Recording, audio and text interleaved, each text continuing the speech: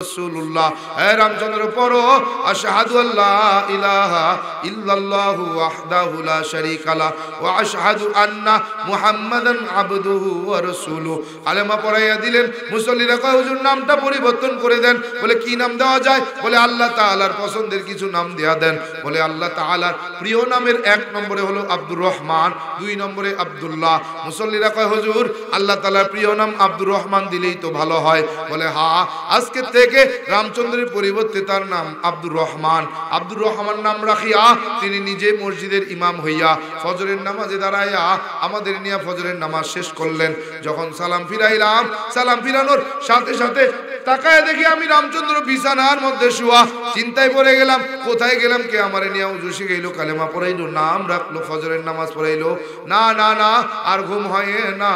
মসজিদের দরজার সামনে দাঁড়ায় দাঁড়ায় অপেক্ষা করতে লাগলাম। ইমাম সাহেব নামাজ শেষ করলেন। ইমাম সাহেব নামাজ শেষ কইরা যখন ঘুরে বসছেন, তাকায় দেখে আমি রামচন্দ্র দরজার সামনে দাঁড়াইয়া মুসল্লিদের রাইখা। ইমাম সাহেব আমার সামনে এসে কয়, বাবা এত সকালবেলা কেন ঘুম থেকে উঠছো? এ বাবা কি তুমি বালা মুসিবত বিপদ আপদে কি পড়েছ? বললাম না না। বলে তাইলে কেন আসছো? বললাম হুজুর একটা স্বপ্ন দেখছি, স্বপ্নের ব্যাখ্যা জানার জন্য আসলাম। বলে কি স্বপ্ন দেখছো? সব ঘটনাটা বললাম। হুজুর ডাক দেয়া কয়, না না হতে পারে না, এটা বিশ্বাস করা যায় না, তুমি ধোঁকা দিয়া বোকা বানাইতে চাও। বললাম না। বলে না, বিশ্বাস করি না। এই স্বপ্ন দেখবে মুসলমানের সন্তানেরা, এই স্বপ্ন তুমি দেখতে পারো না। বললাম হুজুর কি করলে, কিভাবে বললে বিশ্বাস করবেন যদি আমাকে একটু বলতেন। বলে স্বপ্নের মধ্যে অজু শিখছো? বলে হ্যাঁ। বলে চলো অজুখানায় চলো, অজু করে যদি দেখাইতে পারো তাইলে বিশ্বাস করি তুমি স্বপ্ন সত্য বলছো। অজুখানায় নিয়ে ডাক দিয়া কয়, রামচন্দ্র অজু বানাও। অজু যখন করলাম, অজু করার পর ইমাম সাহেব টান দিয়া বুকের সঙ্গে জড়াইয়া চোখের পানি চাইরা ডুকরে ডুকরে কান্না করে আর বলে, বাজান রে তোর ভাগ্য বড় ভালো, তোর ভাগ্য বড় ভালো, তোর নসিব বড় ভালো, তোমার মতো ভাগ্যবান কে আছে রে বান্দা। আল্লাহর বান্দা ইমাম সাহেব আমারে টানতে টানতে মসজিদের দরজায় নিয়া মুসল্লিদের ডাক দিয়া কয়, মুসল্লিরা রে জান্নাতি মানুষ দেখবি নাকি? আয় আয় আয় আয় আয় আয়। মুসল্লিগুলো দৌড়ে এসে দেখে আমি রামচন্দ্র। বলে হুজুর মস্করা করেন, কোথায় জান্নাতি মানুষ? দেখি হিন্দুর ঘরে সন্তান রামচন্দ্র কেমনে জান্নাতি হয়? বলে বাজান তোমরা জানো না, স্বপ্নের মধ্যে কালেমা পড়ছে, স্বপ্নে ওযু শিখছে, স্বপ্নের মধ্যে নাম রাখছে, স্বপ্নের মধ্যে ফজরের নামাজ আদায় করছে। সব মুসলমান দৌড়ে আইসা ওই কোলাকুলি করে, কেউ মুসাফা করে, কেউ গালে চুমু দেয়, কেউ কপালে চুমু দেয়। ইমাম সাহেব হুজুর ডাক দিয়ে কই, বাবা যেই ব্যক্তি ধরে ওযু শিখাইলো, নাম রাখলো, কালেমা পড়াইলো, ফজরের নামাজের ইমাম হইলো, ওই ব্যক্তির সিরাত সুরাত সম্পর্কে কি বলতে তুমি পারো? বলে হ্যাঁ। বলে কেমন ছিলেন তিনি? বললাম হুজুর খুব বেশি লম্বাও নয়, খুব বেশি বেটেও নয়, মাঝারি সাইজের একজন দেখতে সুন্দর একজন মানুষ। বলে বাবা আর কি দেখেছো? বললাম হুজুর মাথায় ছিল টুপি পরা, মুখে কোকড়ানো কোকড়ানো কালো মিস মিচে লম্বা লম্বা দাড়ি, পরনে সাদা ধবধবে একটা লম্বা জামা। বলে বাবা চেহারা মুবারক তুমি দেখেছো? বললাম কেন না, যেই ব্যক্তিটা আমারে টানতে টানতে ওযুখানায় নিয়ে ওযু শেখাইলেন, আমার সামনে হাঁটুর মধ্যে হাঁটু লাগাই আমারে কালেমা পড়াইলেন, ওই ব্যক্তির চেহারা কেন দেখবো না? বলে কেমন ছিলেন তার চেহারা মুবারক? বললাম হুজুর দাদি নানিদের মুখে শুনেছিলাম চাঁদেরও কলঙ্ক আছে, কিন্তু পূর্ণিমার চাঁদ পূর্ব আকাশে যখন উঠে গোটা দুনিয়ায় আলোয় আলোকিত হয়ে যায়, ওই ব্যক্তি যখন আমার অন্ধকার ঘরের মধ্যে ঢুকছে, তাকায় দেখছি এত আলো এত আলো এত আলো, জীবনে আমি আর কোনোদিন কখনো দেখি নাই। ও বললাম ইমাম সাহেব কয়, বাজার চোখের পানি ছাইরা গোলায় জড়াইয়া বুকের সঙ্গে জড়াইয়া কান্দে আর বলে, বাজার আমার সঙ্গে একটা ওয়াদা করবা? বলে কি ওয়াদা করতে হবে? বলে বাজান রে কাল হাসরের ময়দানে আল্লাহ তাআলা তোরে যখন জান্নাত দিয়া দিবে, ওই সময় তুই কি আমার একটু তোর সাথে জান্নাতে নিবে? বললাম হুজুর আমি জান্নাতে যাব, এর গ্যারান্টি কি? বলে বাজান তুমি জানো না, আমার নবী জানায়া দেয়, যেই ব্যক্তি আমি নবীর চেহারা মুবারক দেখবে, স্বপ্নে হোক আর সরাসরি হোক, যে আমার চেহারা মুবারক দেখবে, সেই ব্যক্তির জন্য আমি নবীর জান্নাতের সুপারিশ করা ওয়াজিব হয়ে যাবে। বললাম হুজুর কোথায় আমার নবী? বলে আমি তো নবী দেখি নাই। বলে বাজান, স্বপ্নের বর্ণনা যদি সত্য হয়, যদি কোনো ধোঁকা না থাকে, যেই স্বপ্নের বর্ণনা করছো রে, যেই ব্যক্তির চেহারার সম্পর্কে তুমি বর্ণনা দিয়েছো, ওই ব্যক্তি আর কেউ নয়, কেউ নয়, শেষ নবী, বিশ্ব নবী মুহাম্মদ আরবি মুহাম্মাদুর রাসূলুল্লাহ সাল্লাল্লাহু আলাইহি ওয়া আলিহি ওয়াসাল্লাম। বললাম হুজুর কেন আসছেন? বলে স্বপ্নের মধ্যে তোমাকে সব দিয়ে গেছেন, কি করণীয়? বলে করণীয় কিছু নাই, আনুষ্ঠানিকতা বাকি। বললাম হুজুর বুঝলাম না। বলে বাবা, স্বপ্নের মধ্যে তুমি মুসলমান হয়ে গেছো, এখন শুধু সবাইকে জানানো বাকি। বলে কেমনে কি জানাইতে হবে? বলে বাজান, তুমি যদি রাজি থাকো, আজকে অগ্রায়ণের চরমোনাইয়ের ঐতিহাসিক মাহফিল শুরু হবে। সৈয়দ ফজলুল করিম রহমাতুল্লাহ আলাইহি উদ্বোধনী বয়ানের মাধ্যমে চরমোনাইয়ের মাহফিল শুরু করবে। ও বাজান, তুমি যদি রাজি থাকো, আমার সঙ্গে যাইতে পারো। ওই চরমোনাইয়ে শায়েখের হাতে যাইয়া নতুন করে কালেমা পড়ে তুমি নাম ঘোষণা দিবে, সবার সামনে আনুষ্ঠানিকভাবে পরিচিত হয়ে যাবে। বললাম হ্যাঁ আমি রাজি আছি। বলে বাজান, তোমার বাবারে কি একটু ফোন দিতে পারো? বলে হ্যাঁ। বাবারে ফোন দিয়ে ধরাইয়া দিলাম, ইমাম সাহেব কথা বলতেছে। বলে কাকা আদাব। বলে আদাব। কে? বলে আপনি রামচন্দ্র আপনার ছেলে? বলে হ্যাঁ। কি করছে আমার ছেলে? বলে কিছু করে নাই। ও কাকা, আপনার ছেলে রামচন্দ্র মুসলমান হতে চায়, আপনার অনুমতি চায়। বলে আমার ছেলে যথেষ্ট শিক্ষিত, আমার বংশের মধ্যে সবচাইতে বড় জ্ঞানী, আমার বংশে সবচাইতে বড় শিক্ষিত। ও যদি মনে করে ইসলাম ধর্ম সত্য, ইসলাম গ্রহণ করবে, আমি বাবার পক্ষ থেকে কোনো বাধা নাই, নিষেধ নাই।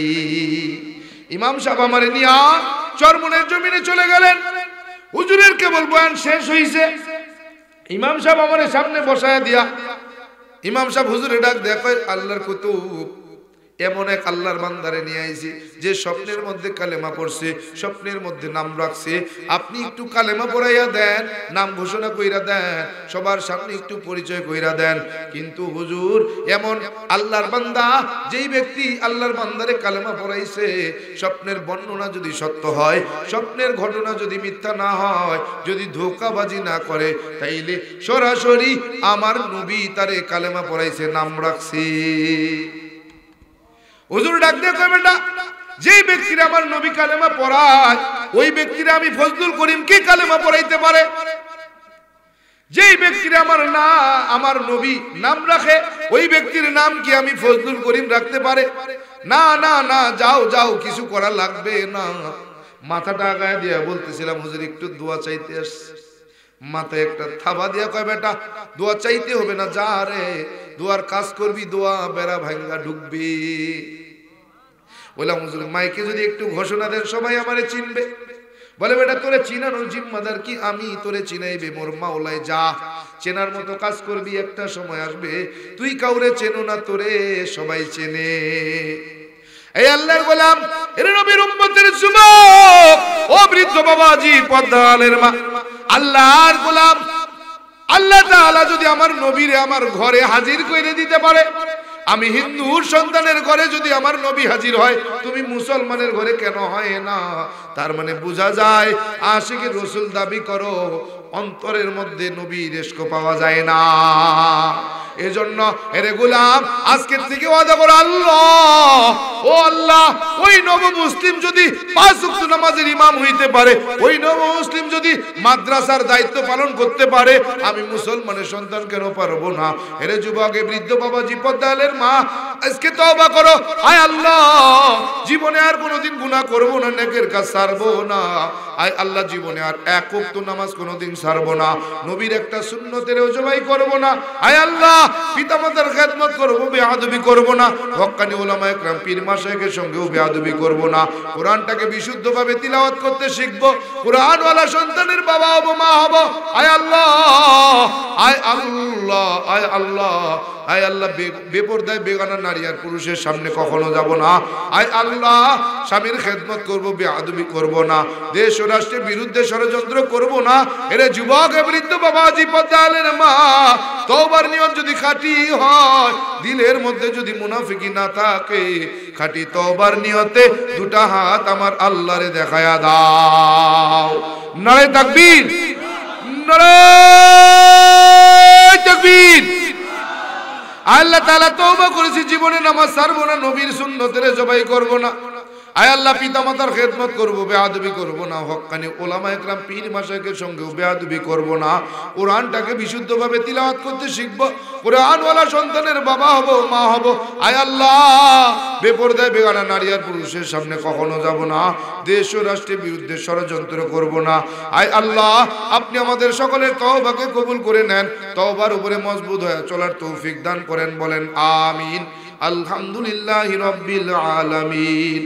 والصلاة والسلام على سيد الأنبياء والمرسلين وعلى آله وأصحابه أجمعين يا أرحم الراحمين يا أرحم الراحمين يا أرحم الراحمين ও দয়ার মালিক, কুদরতের নজরে তাকায় দেখেন। আয় আল্লাহ, আয় আল্লাহ, আয় আল্লাহ, ইসলামিয়া দারুল উলুম মাদ্রাসা শিবরামপুরের দিকে তাকায় দেখেন। 2 দিন ব্যাপী জান্নাতের বাগানের প্রথম দিনের আখেরি মুনাজাত। আয় আল্লাহ, আসর থেকে নিয়ে গভীর রজনী পর্যন্ত আলোচনা করেছি রে আল্লাহ। আমরা যারা আলোচনা করলাম, যারা বসে বসে শুনলাম, আয় আল্লাহ, এর মধ্যে সমস্ত ভুল ত্রুটিগুলো ক্ষমা করে মেহেরবানি করে কবুল আর মঞ্জুর করে নেন আল্লাহ। আয় আল্লাহ, সওয়াব যা হয়েছে লক্ষ কোটি গুণে বৃদ্ধি করে সোনার মদিনায় রাসূলের রওজা মুবারকে পৌঁছায়া দেন আল্লাহ। সাইয়েদিনা আব্বাজান আদম আলাইহিস সালাম থেকে নিয়ে শুরু করি না, আয় আল্লাহ, আজ পর্যন্ত যত মুসলমান নরনারী আপনার ডাকে সাড়া দিলেন, সকলের আরবাগের সওয়াবখানা হাদিয়া পৌঁছায়া দেন আল্লাহ। আয় আল্লাহ, আমরা যারা হাত পেতে আমিন আমিন আমিন আমিন বলছি, মালিক জানি না কার জনম দুঃখিনী আম্মা নাই, কার জনম দুঃখী আব্বা নাই। আয় আল্লাহ, আমিও তো এতিম সন্তান। আয় মালিক, কে যেন আম্মা আব্বা হারা ছিল, এতিম। বড় রাজনৈতিক দল ইসলামী আন্দোলন বাংলাদেশের প্রয়োজন হয়েছে, বলে জামাতে ইসলামের প্রয়োজন হয়েছে, বলে না না না, কোনো বিরোধী দলের প্রয়োজন হয় নাই। আমার দেশের কলিজার টুকরা কোমলমতি ছাত্র আমার ভাই আর বোনেরা সামান্য বৈষম্য বিরোধী আন্দোলনের মাধ্যমে 18 দিনের আন্দোলনে 16 বছরের ক্ষমতাসীন রাজনৈতিক দলের বড় রাজাদিরাজ শেখ হাসিনার পতনের জন্য মাত্র 18 দিনের আন্দোলনে বাংলার জমিন থেকে পালাতে বাধ্য হয়েছে। কথা বলেন ঠিক কিনা? স্মরণ রাখতে হবে, ও গোলাম, তুমি আমি যত বড় টাকাওয়ালা, ক্ষমতাওয়ালা, সম্পদওয়ালা হই না কেন, এই দুনিয়ায় কিন্তু থাকা যাবে না। কথা কয় না, এই দুনিয়া থাকার জায়গা নেই, এই দুনিয়া ছাড়তে হবে। আজ হোক না হয় কাল হোক, এই দুনিয়া ছাড়াই কিন্তু লাগবে। এই দুনিয়া কেউ থাকতে পারে নাই, তুমি আমিও থাকতে পারবো না। এরে গোলাম, আজকে সামান্য টাকার মালিক হইয়া, ক্ষমতার মালিক হইয়া, আজকে ক্ষমতার দাপট পাইয়া নিজেরে এমন ভাবে মনে করে যেন একাই মানুষ, আর কোনো মানুষ বাস করে না। মাঝে মাঝে শোনা যায় এই দুনিয়ার জমিনে ওলামা একরামের সঙ্গেও ভালো আচরণ করে না। মাঝে মাঝে শুনি মসজিদের ইমামের সঙ্গেও ভালো কথা বলে না।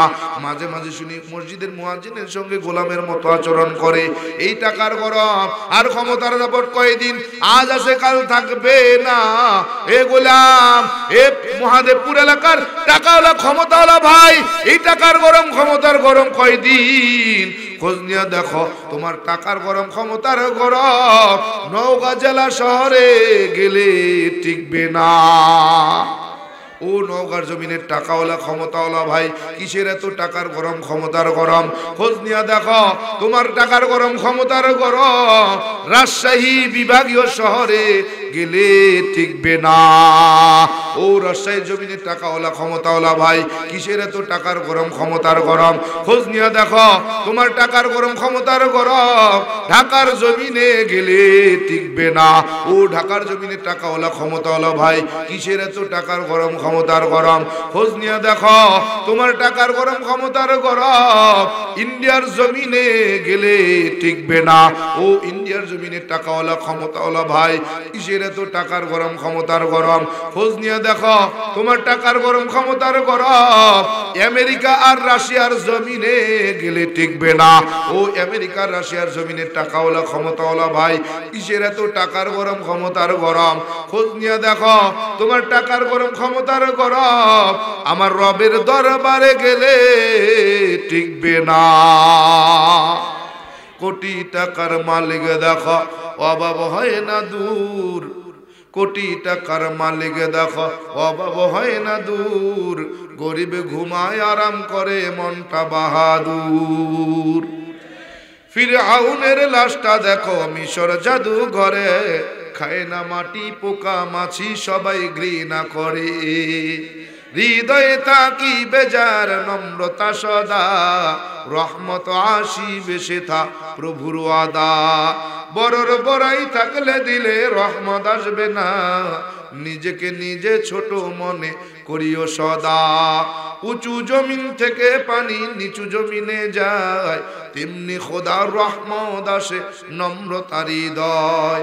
ভোগ বিলাসের বাড়ি গাড়ি পরে রবে সব, ভোগ বিলাসের বাড়ি গাড়ি পরে রবে সব, থাকতে সময় স্মরণ করো আল্লাহ আমার রব, থাকতে সময় স্মরণ করো আল্লাহ আমার রব। আমাদের রব কি?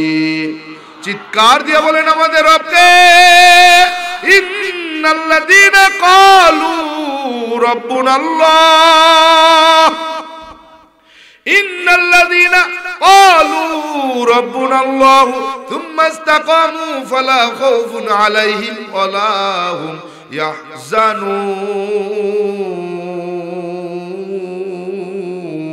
ইয়াহজানুন।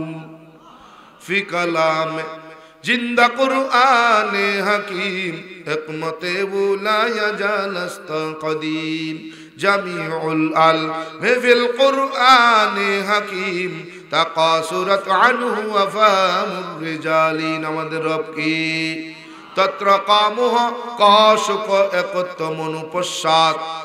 হিন্দুরা তাদের ধর্মগ্রন্থ বেদের মধ্যে জানা দেয়, তত্র কামুহ, দুনিয়ার জমিনে যদি শান্তি পেতে চাও, কাশুক পরকালের জিন্দেগিতে যদি মুক্তি পেতে চাও, এমনি এমনি হবে না।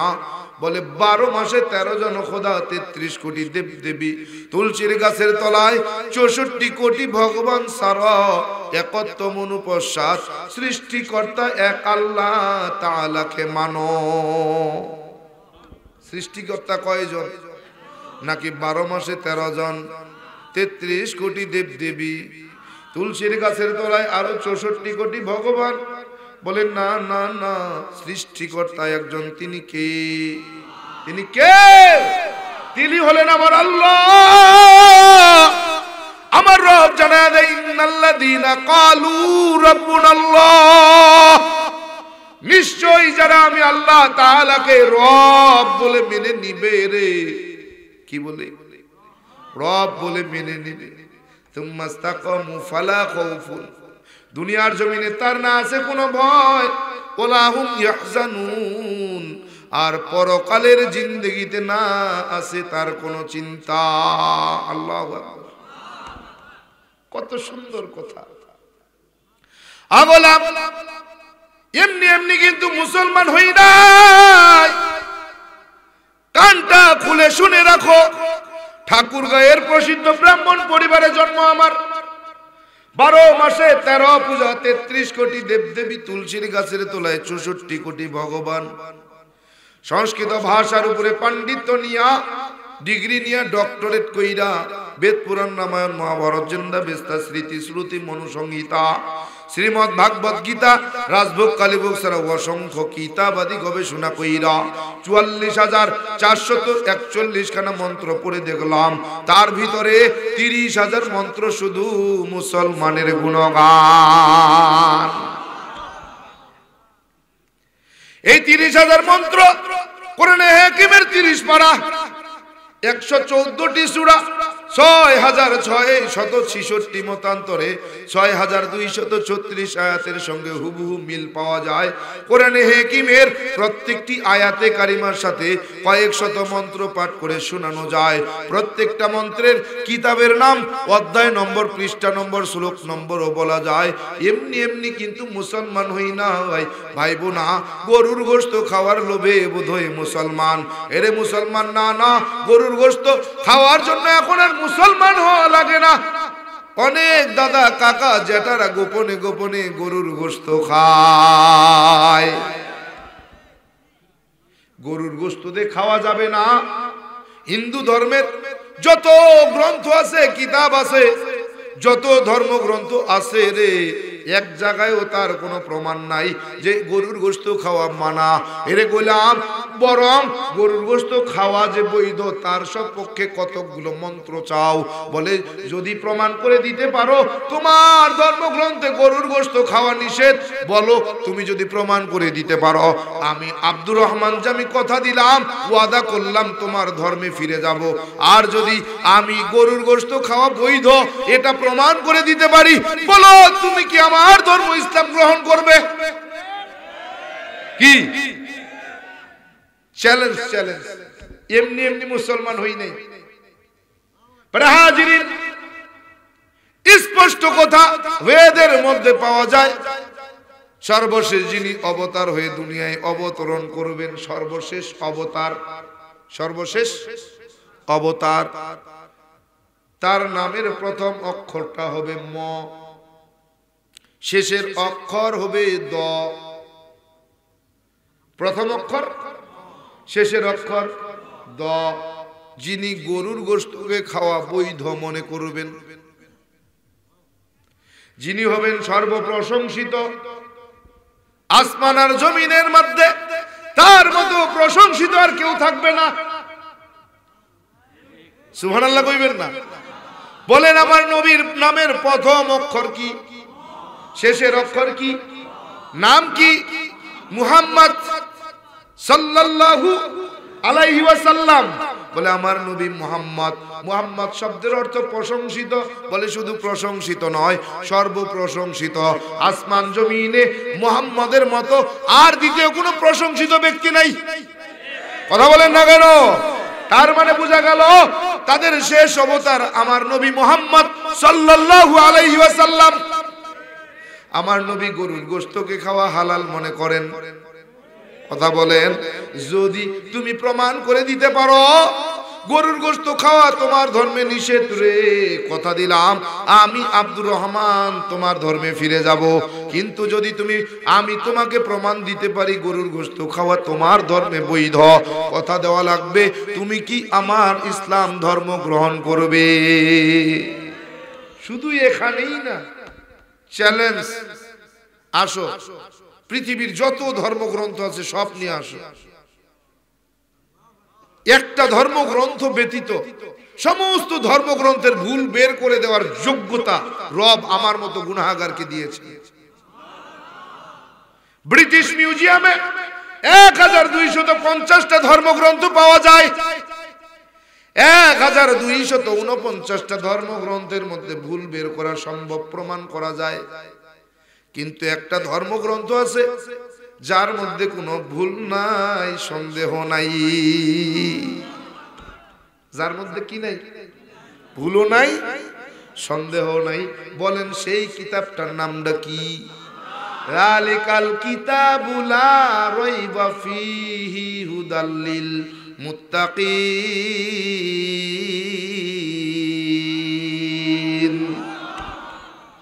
বললাম ভালো করে খেয়াল করে শোনো, আমার আল্লাহ তাআলা কি বলতেছেন? যালিকাল কিতাব, এটা এমন একটা মহাগ্রন্থ, লা রাইবা ফি, যার মধ্যে কোনো ভুল নাই, সন্দেহ নাই। কথা বল না কেন? হুদাল লিল মুত্তাকিন, বলে পরহেজগারদের জন্য এটা পথ প্রদর্শনকারী। কাদের জন্য? পরহেজগার মুত্তাকিদের জন্য এই মহাগ্রন্থটা কি? পথ প্রদর্শনকারী। কিসের পথ দেখাবে? কিসের পথ প্রদর্শন করবে? বলে দুইটা, একটা ফারিকুন ফিল জান্নাহ, একটা জান্নাতের পথ।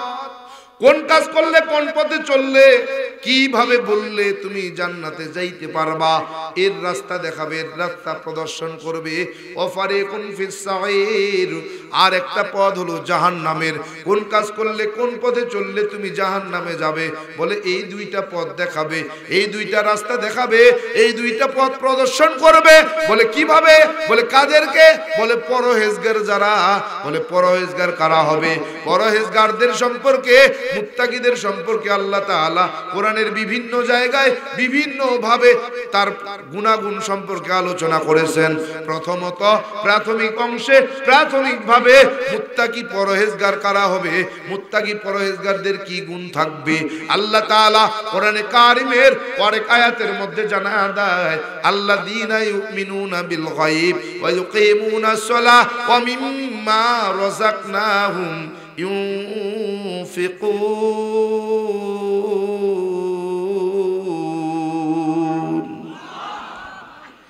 এক নম্বর, মুত্তাকিদের তিনটা গুণ হবে, প্রাথমিক অবস্থায় তিন গুণের অধিকারী হওয়া লাগবে।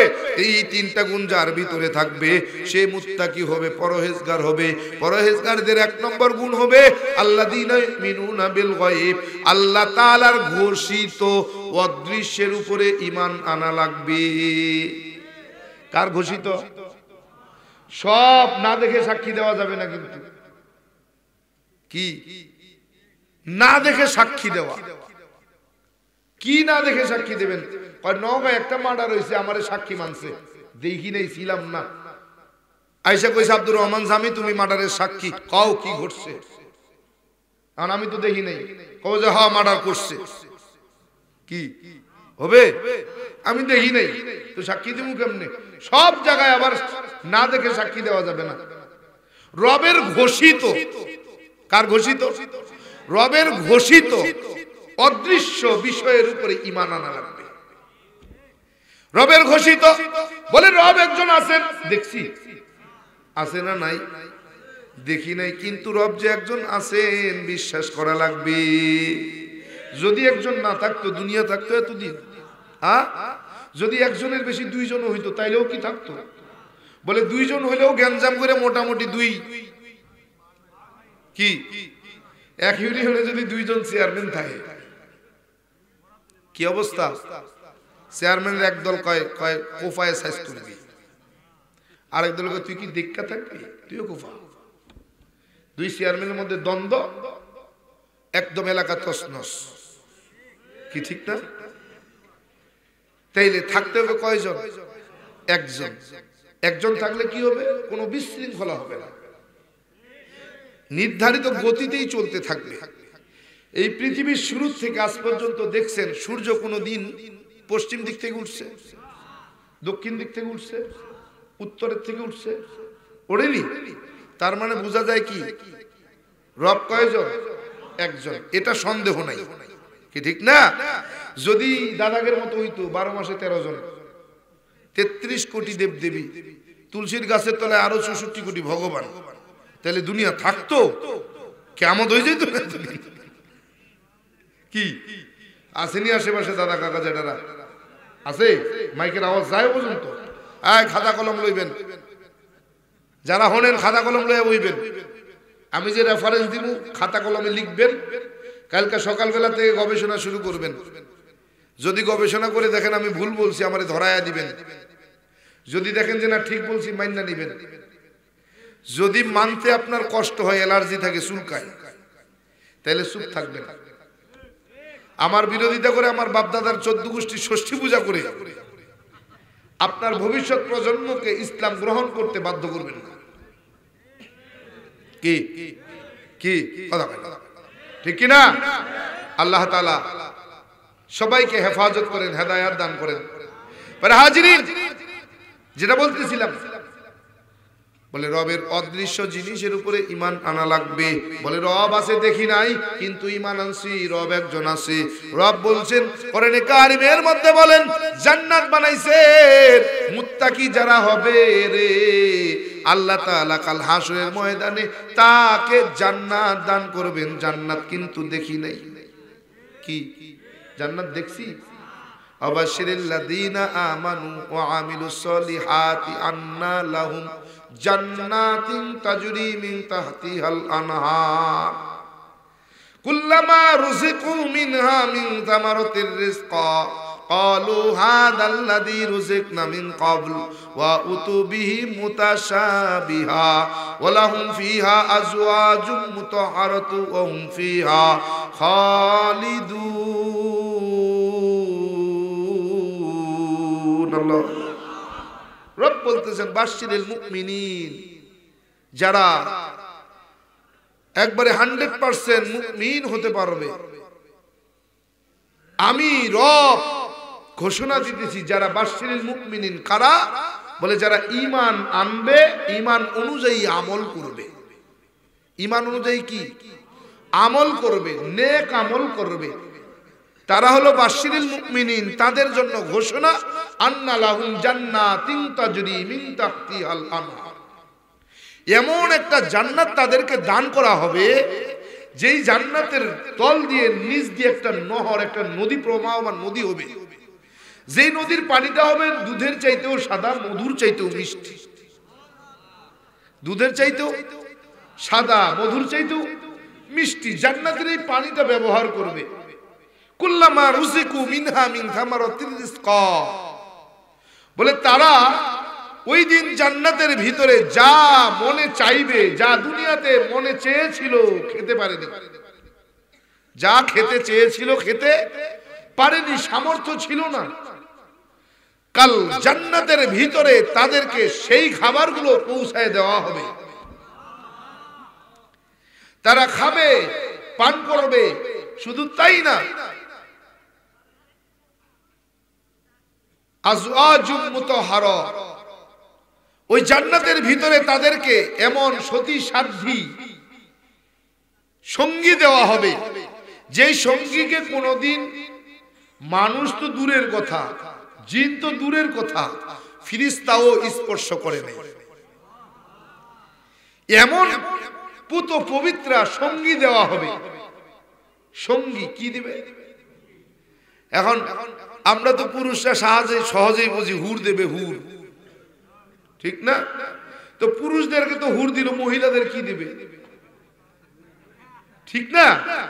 এক পা ফাটা পুরো মাঠে কাজ করে, কৃষি কাজ, সারাদিন মাঠে কাজ করে আসরের আগে বাড়িতে আসছে, বুড়িরে ডাক দেখো, বুড়ি পা বড় ব্যথারে, একটু টিপ। আর বুড়ি কষ্ট করে পা টিপতেছে, ওইদিকে আসরের নামাজের আজান দিয়ে দিছে। বুড়া কয়, বুড়ি সার নামাজ পড়েনি। আর বুড়া ওযু করে আইসা নামাজ পড়া নামাজের মুসাল্লায় বসে দোয়া করতেছে, হায় আল্লাহ, এত কষ্ট করে যে আপনার ইবাদত বন্দেগী করি, আল্লাহ জান্নাতের মধ্যে আমারে হুর দিও, হুর। কি দিব? এখন বুড়ি কয়, দেখছনি বুড়ার কারবারটা, পা ফাটা বুড়ার পা টিপি আমি, আর জান্নাতে হুর চাই, আমারে চাই না। কি ওই পা ফাটা বুড়ার পা টিপি আমি, জান্নাতের মধ্যে হুর চাই, আমারে চাই না। বুড়ি ওযু করে এসে নামাজে দাঁড়ায় গেছে। বুড়ি নামাজ পড়া দোয়া করতেছে, আল্লাহ জান্নাতের মধ্যে আমারে পা ফুটা বুড়ারে দিও না, আমারে হুরা দিও, হুরা। এখন বুড়ায় চিন্তা করে, হায় হায় সর্বনাশ, জান্নাতে হুর পাবো এটা না বুঝলাম, কিন্তু হুরাটা আবার কি? এজন্য সহজ বাংলা, জান্নাতের মধ্যে যারা যাবে তারা আনত নয়না পুত পবিত্রা সঙ্গী পাবে, যেই সঙ্গীকে কোনোদিন মানুষ তো দূরের কথা, জিন তো দূরের কথা, কোনোদিন ফেরেশতাও স্পর্শ করে নাই। এমন পুত পবিত্রা একজন সঙ্গী আপনাকে দেওয়া হবে। বলে কাদেরকে? ইন্নাল্লাযীনা আমানু ওয়া আমিলুস সলিহাত, যারা ঈমান আনবে, ঈমান আনার পরে ঈমান অনুযায়ী নেক আমল করবে। ঈমান অনুযায়ী কি? নেক আমল। বলে নেক আমল কাকে বলে? নেক আমলের সংজ্ঞা কি? সহজ ভাষা, আল্লাহর মোহাব্বত নিয়ে, রসুলের তরিকায়। কার?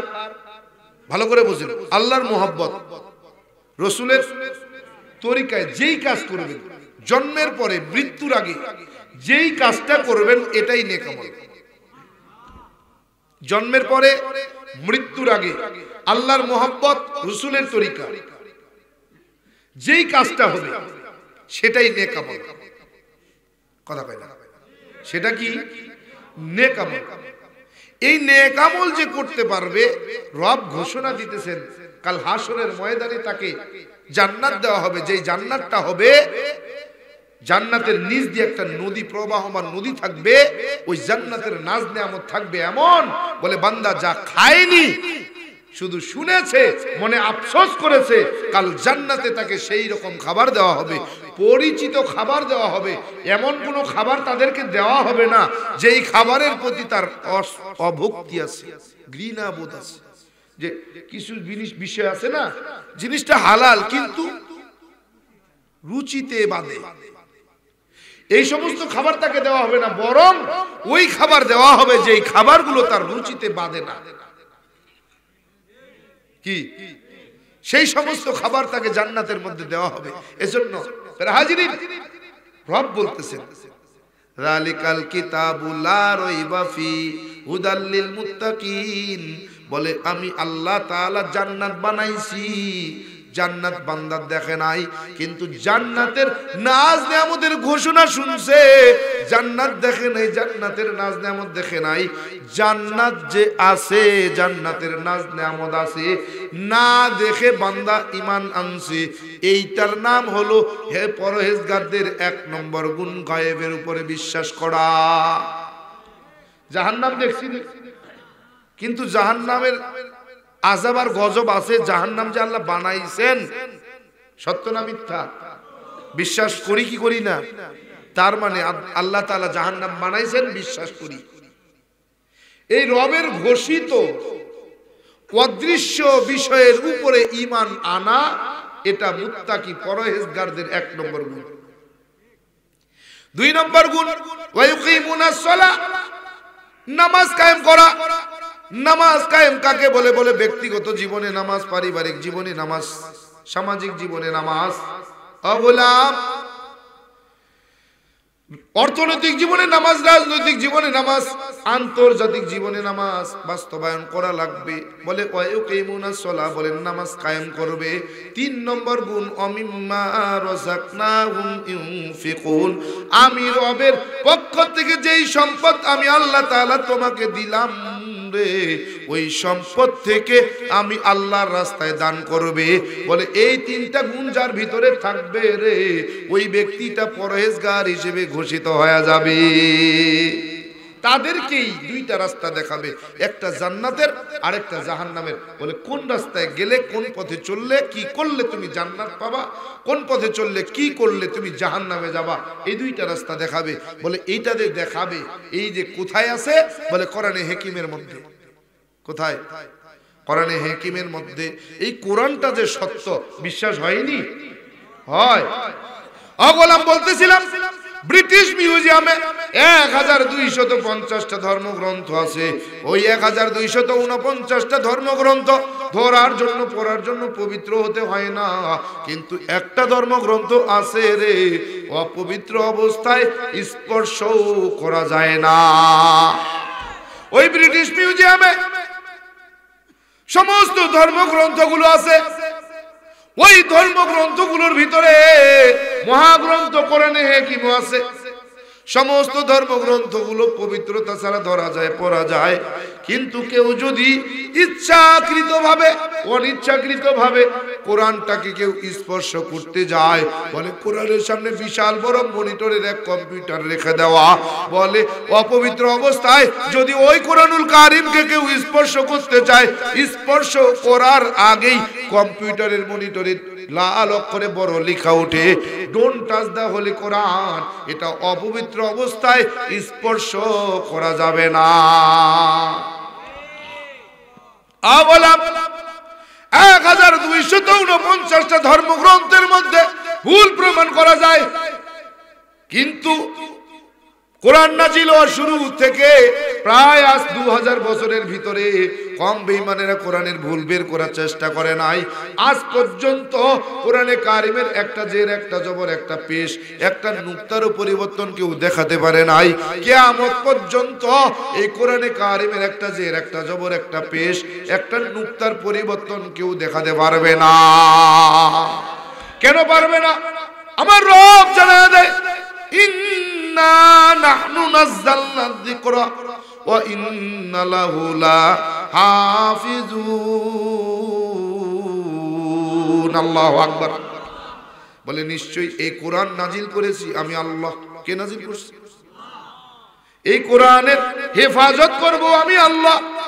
যে কোরআনের হেফাজতের দায়িত্ব আমার আল্লাহ নেয়, ওই কোরআনের ভুল বের করবে এমন বাপের বেটা, বুকে বল আছে, সাহস আছে, এমন কোন বাপের বেটা পৃথিবীতে জন্ম হয় নাই।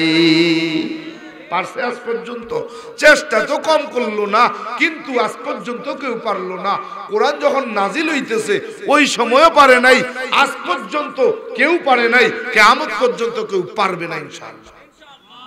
কি বিশ্বাস হয়? আগলাম কোরআন নাজিল হইতেছে মক্কার জমিন থেকে 3 মাইল উত্তরে জাবালে নূর নামক পাহাড়ে, হীরা গুহা নামক গর্তের ভিতরে 610 খ্রিস্টাব্দে 21 আগস্টে 20 রমজান দিবাগত রাত্রে শোবে সাদিকের সময় কোরআন আল্লাহ তাআলা পাঠাইতেছেন, জিবরাইল আমিন দিয়ে পাঠায় দিয়েছেন। ও জিবরাইল যাও, আমার নবীর বয়স 40 পূর্ণ হয়ে গেছে, 1 ঘন্টাও বাকি নাই। বলে 1 ঘন্টাও বাকি নাই, পূর্ণ 40 বছর হওয়ার পর আমার আল্লাহ তাআলা আমার নবীকে নবুয়তের সিলমোহর দান করছেন। জিবরাইল পাঠায় দিলেন, জিবরাইল যাও, তাড়াতাড়ি যাও, আমার নবী মুহাম্মদ এতদিন পর্যন্ত শুধু আমার প্রিয় বান্দা ছিল, আজকের থেকে আমার মুহাম্মদ আমার প্রিয় বান্দা নয়, শুধু প্রিয় বান্দা নয়, নবী এবং রাসূল হিসেবে আমি আল্লাহ তাআলা কবুল করে নিলাম। জিবরাইল আমিন হীরা গুহায় প্রবেশ করছে নিজের আকৃতি নিয়া। বলে 4 ফেরেশতাকে, প্রধান 4 ফেরেশতাকে আল্লাহ তাআলা এত বিশাল করে বানাইছেন। বলে এই 4 প্রধান ফেরেশতার মাথা, এক একজনের মাথাটা এত বড়। বলে যদি একটা চারি বানানো যায়, প্রত্যেকটা 4 ফেরেশতার মাথাগুলো, এক এক ফেরেশতার মাথা যদি একটা চারি হয়, বলে চারি বোঝেন তো, গরুরে পানি খাওয়ায় যে দেয় চারা, বলে এই চারা বানানো হয়, গোটা দুনিয়ার সমস্ত পানি যদি ওই চারার মধ্যে ঢেলে দেওয়া হয়, একটা ফোঁটা পানি দুনিয়ার জমিনে পড়বে না। মাথা কত বড় আপনার আমার মতো। আল্লাহ পাকের ফেরেশতা জিবরাইল, আমি আল্লাহ পাকের বার্তাবাহক জিবরাইল, আমি আল্লাহ পাকের দূত জিবরাইল। বলে কেন আসছেন? ওগো মুহাম্মদ, এতদিন পর্যন্ত আপনি শুধু আমার আল্লাহ তাআলা প্রিয় বান্দা হিসেবে ছিলেন, আজকে আমার আল্লাহ তাআলা আপনাকে প্রিয় বান্দার সাথে সাথে নবী এবং রাসূল হিসেবে কবুল করে নিয়েছে। ও নবী, আমি আসছি আল্লাহ তাআলার পক্ষ থেকে নবুয়তের সিলমোহর দান করার জন্য। জিবরাইল আমিন আমার নবীর পিঠ মোবারকে নবুয়তের সিলমোহর লাগা দিয়া আমার নবীর সামনে জিবরাইল আমিন বলে, হে নবী আমার, ইকরা, হে নবী পড়ুন। আমার নবী জীবনে কোনোদিন স্কুল কলেজ ভার্সিটিতে পড়ে নাই, আমার নবী জীবনে কোনোদিন মক্তব আর মাদ্রাসায় যায় না।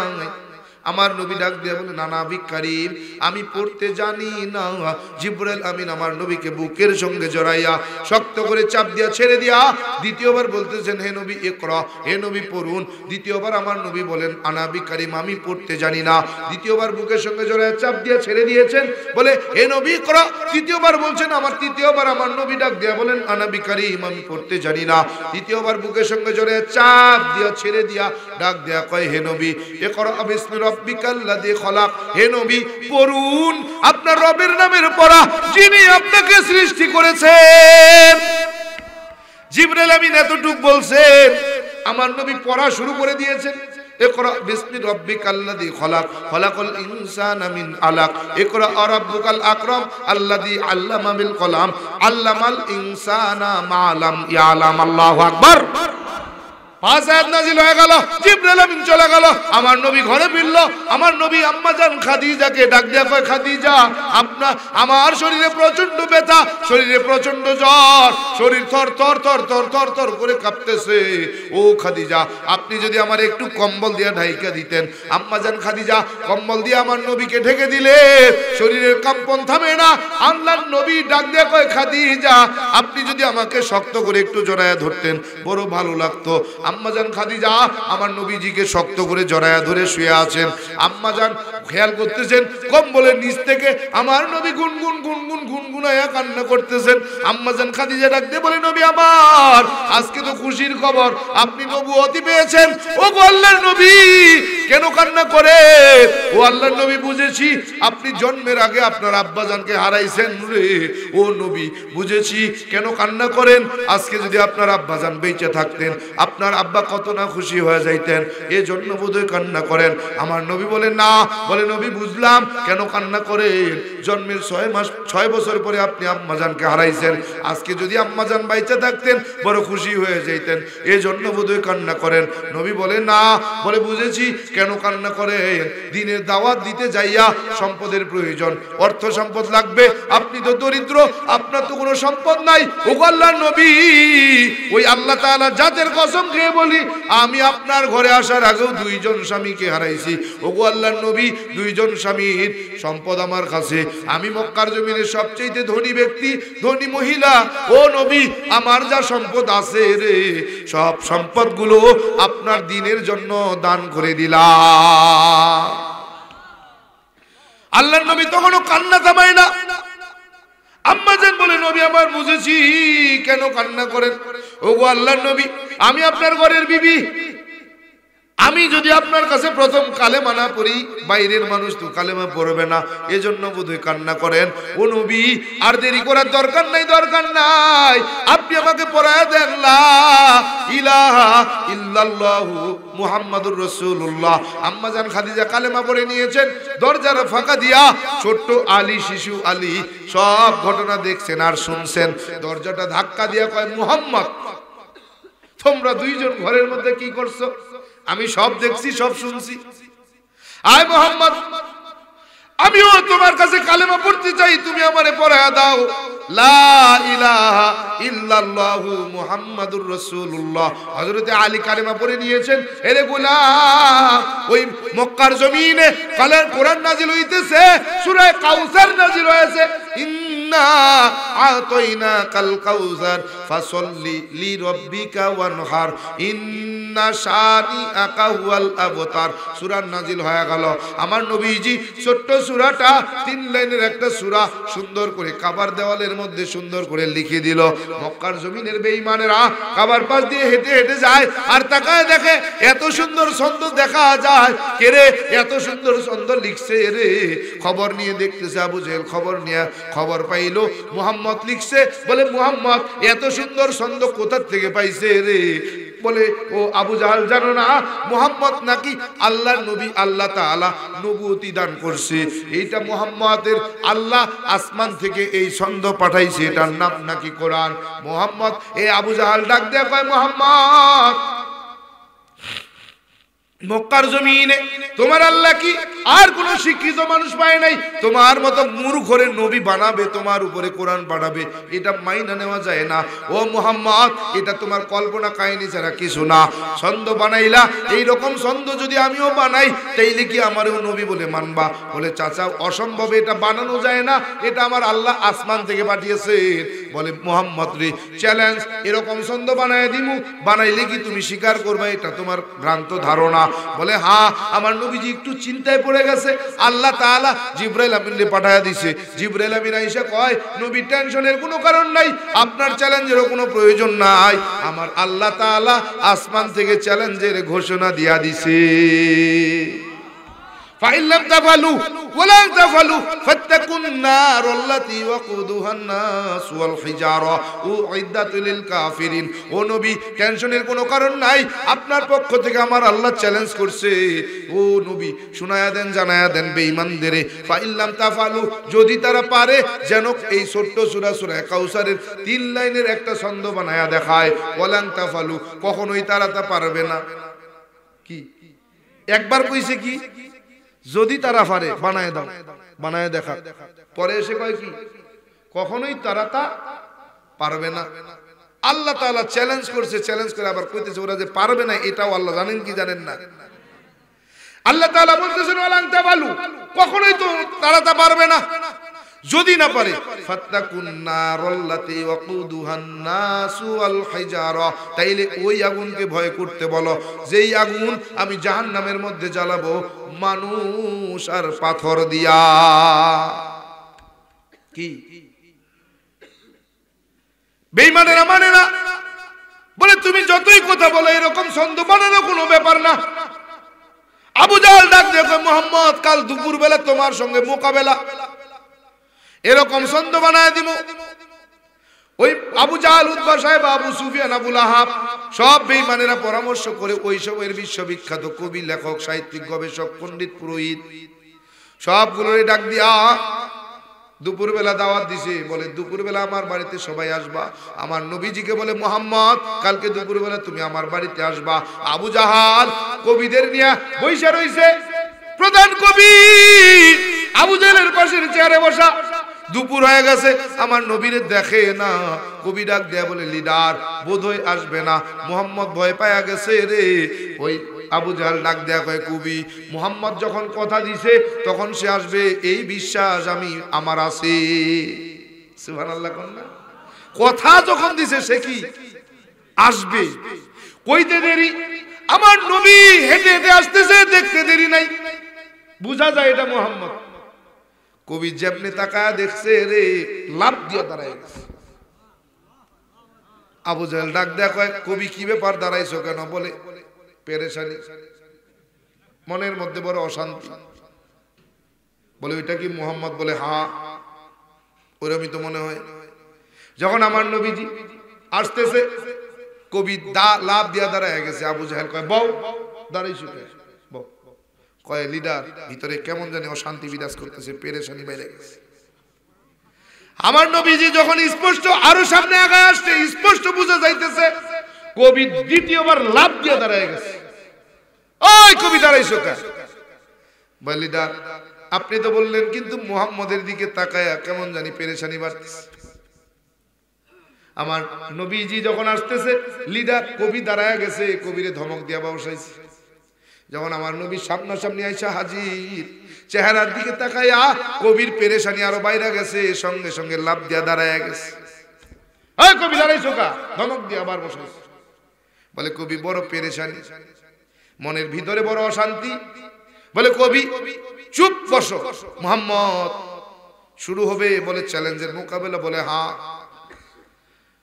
আবু জাহেল কয় কবি শুরু কবি কলম দিয়ে লিখে কাগজ লিখে কলম দিয়ে কাগজে লিখে কাগজ ফুরায় কলম ফুরায় কাগজ ফুরায় কলম ফুরায় কাগজ ফুরায় কলম ফুরায় কোনো ছন্দ হয় না বলে ছন্দ বানাইলে কমপক্ষে 3 লাইন লাগে 2 লাইনেও কোনো ছন্দ হয় না 1 লাইনেও ছন্দ হয় না কমপক্ষে 3 লাইন ছাড়া ছন্দ বানানো যায় না 3 লাইনের পরে 4 line 5 line 6 line 7 line 8 line 10 লাইনের ছন্দ বানানো যায় কিন্তু 1 লাইন 2 লাইনে কোনো ছন্দ হয় না 3 লাইনের কর্মে কোনো ছন্দ বানানো যায় না কবি লিখতেছে না না কোনো ছন্দ হয় না সর্বশেষ একটা লাইন লিখছে বলে লিডার একটা লাইন মাত্র হয় এই 1 লাইনে কোনো ছন্দ হয় না রে মুহাম্মদ যে ছন্দটা লিখছে রে তার সঙ্গে এই লাইন মিলায় দিলে 4 লাইনের ভালো একটা ছন্দ শোনা যায় বলে কি কি লিখছো কও কবি বলতেছে লিডার 3 লাইনের সঙ্গে আরেক লাইন যোগ করে 4 লাইনের একটা ছন্দ হয় বলে কি বলে ইন্না আতাইনাকাল কাউসার ফাসাল্লি লিরাব্বিকা ওয়ানহার ইন্না শানিআকা হুয়াল আবতার হাদাল কালামি লাইসা মিনাল মাশার আল্লাহু আকবার একটা লাইন লিখছে, বলে এটাও তাদের পক্ষে যায় নাই, এটাও মুহাম্মদের পক্ষে। বলে কি লিখলো ওই লাইনের ভিতরে? কবি বলতেছে এটা, এই ছন্দটা কোন মানুষের লেখা ছন্দ নয়, এটা অর্থে অর্থে বর্ণে বর্ণে আসমানের মালিক আল্লাহ থেকে নাজিল হওয়া। আবু জাহেলরা, ওই বেঈমানেরা কোরআনের ভুল বের করতে পারে নাই।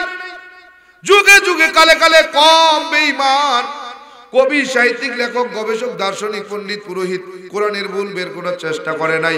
আজ পর্যন্ত কেউ সফল হয় নাই, বরং তারা বড় বড় কবি, সাহিত্যিক, দার্শনিক, পণ্ডিত, পুরোহিত কালেমা পড়ে মুসলমান হয়েছে, তা গণনা করে শেষ করা যায় না।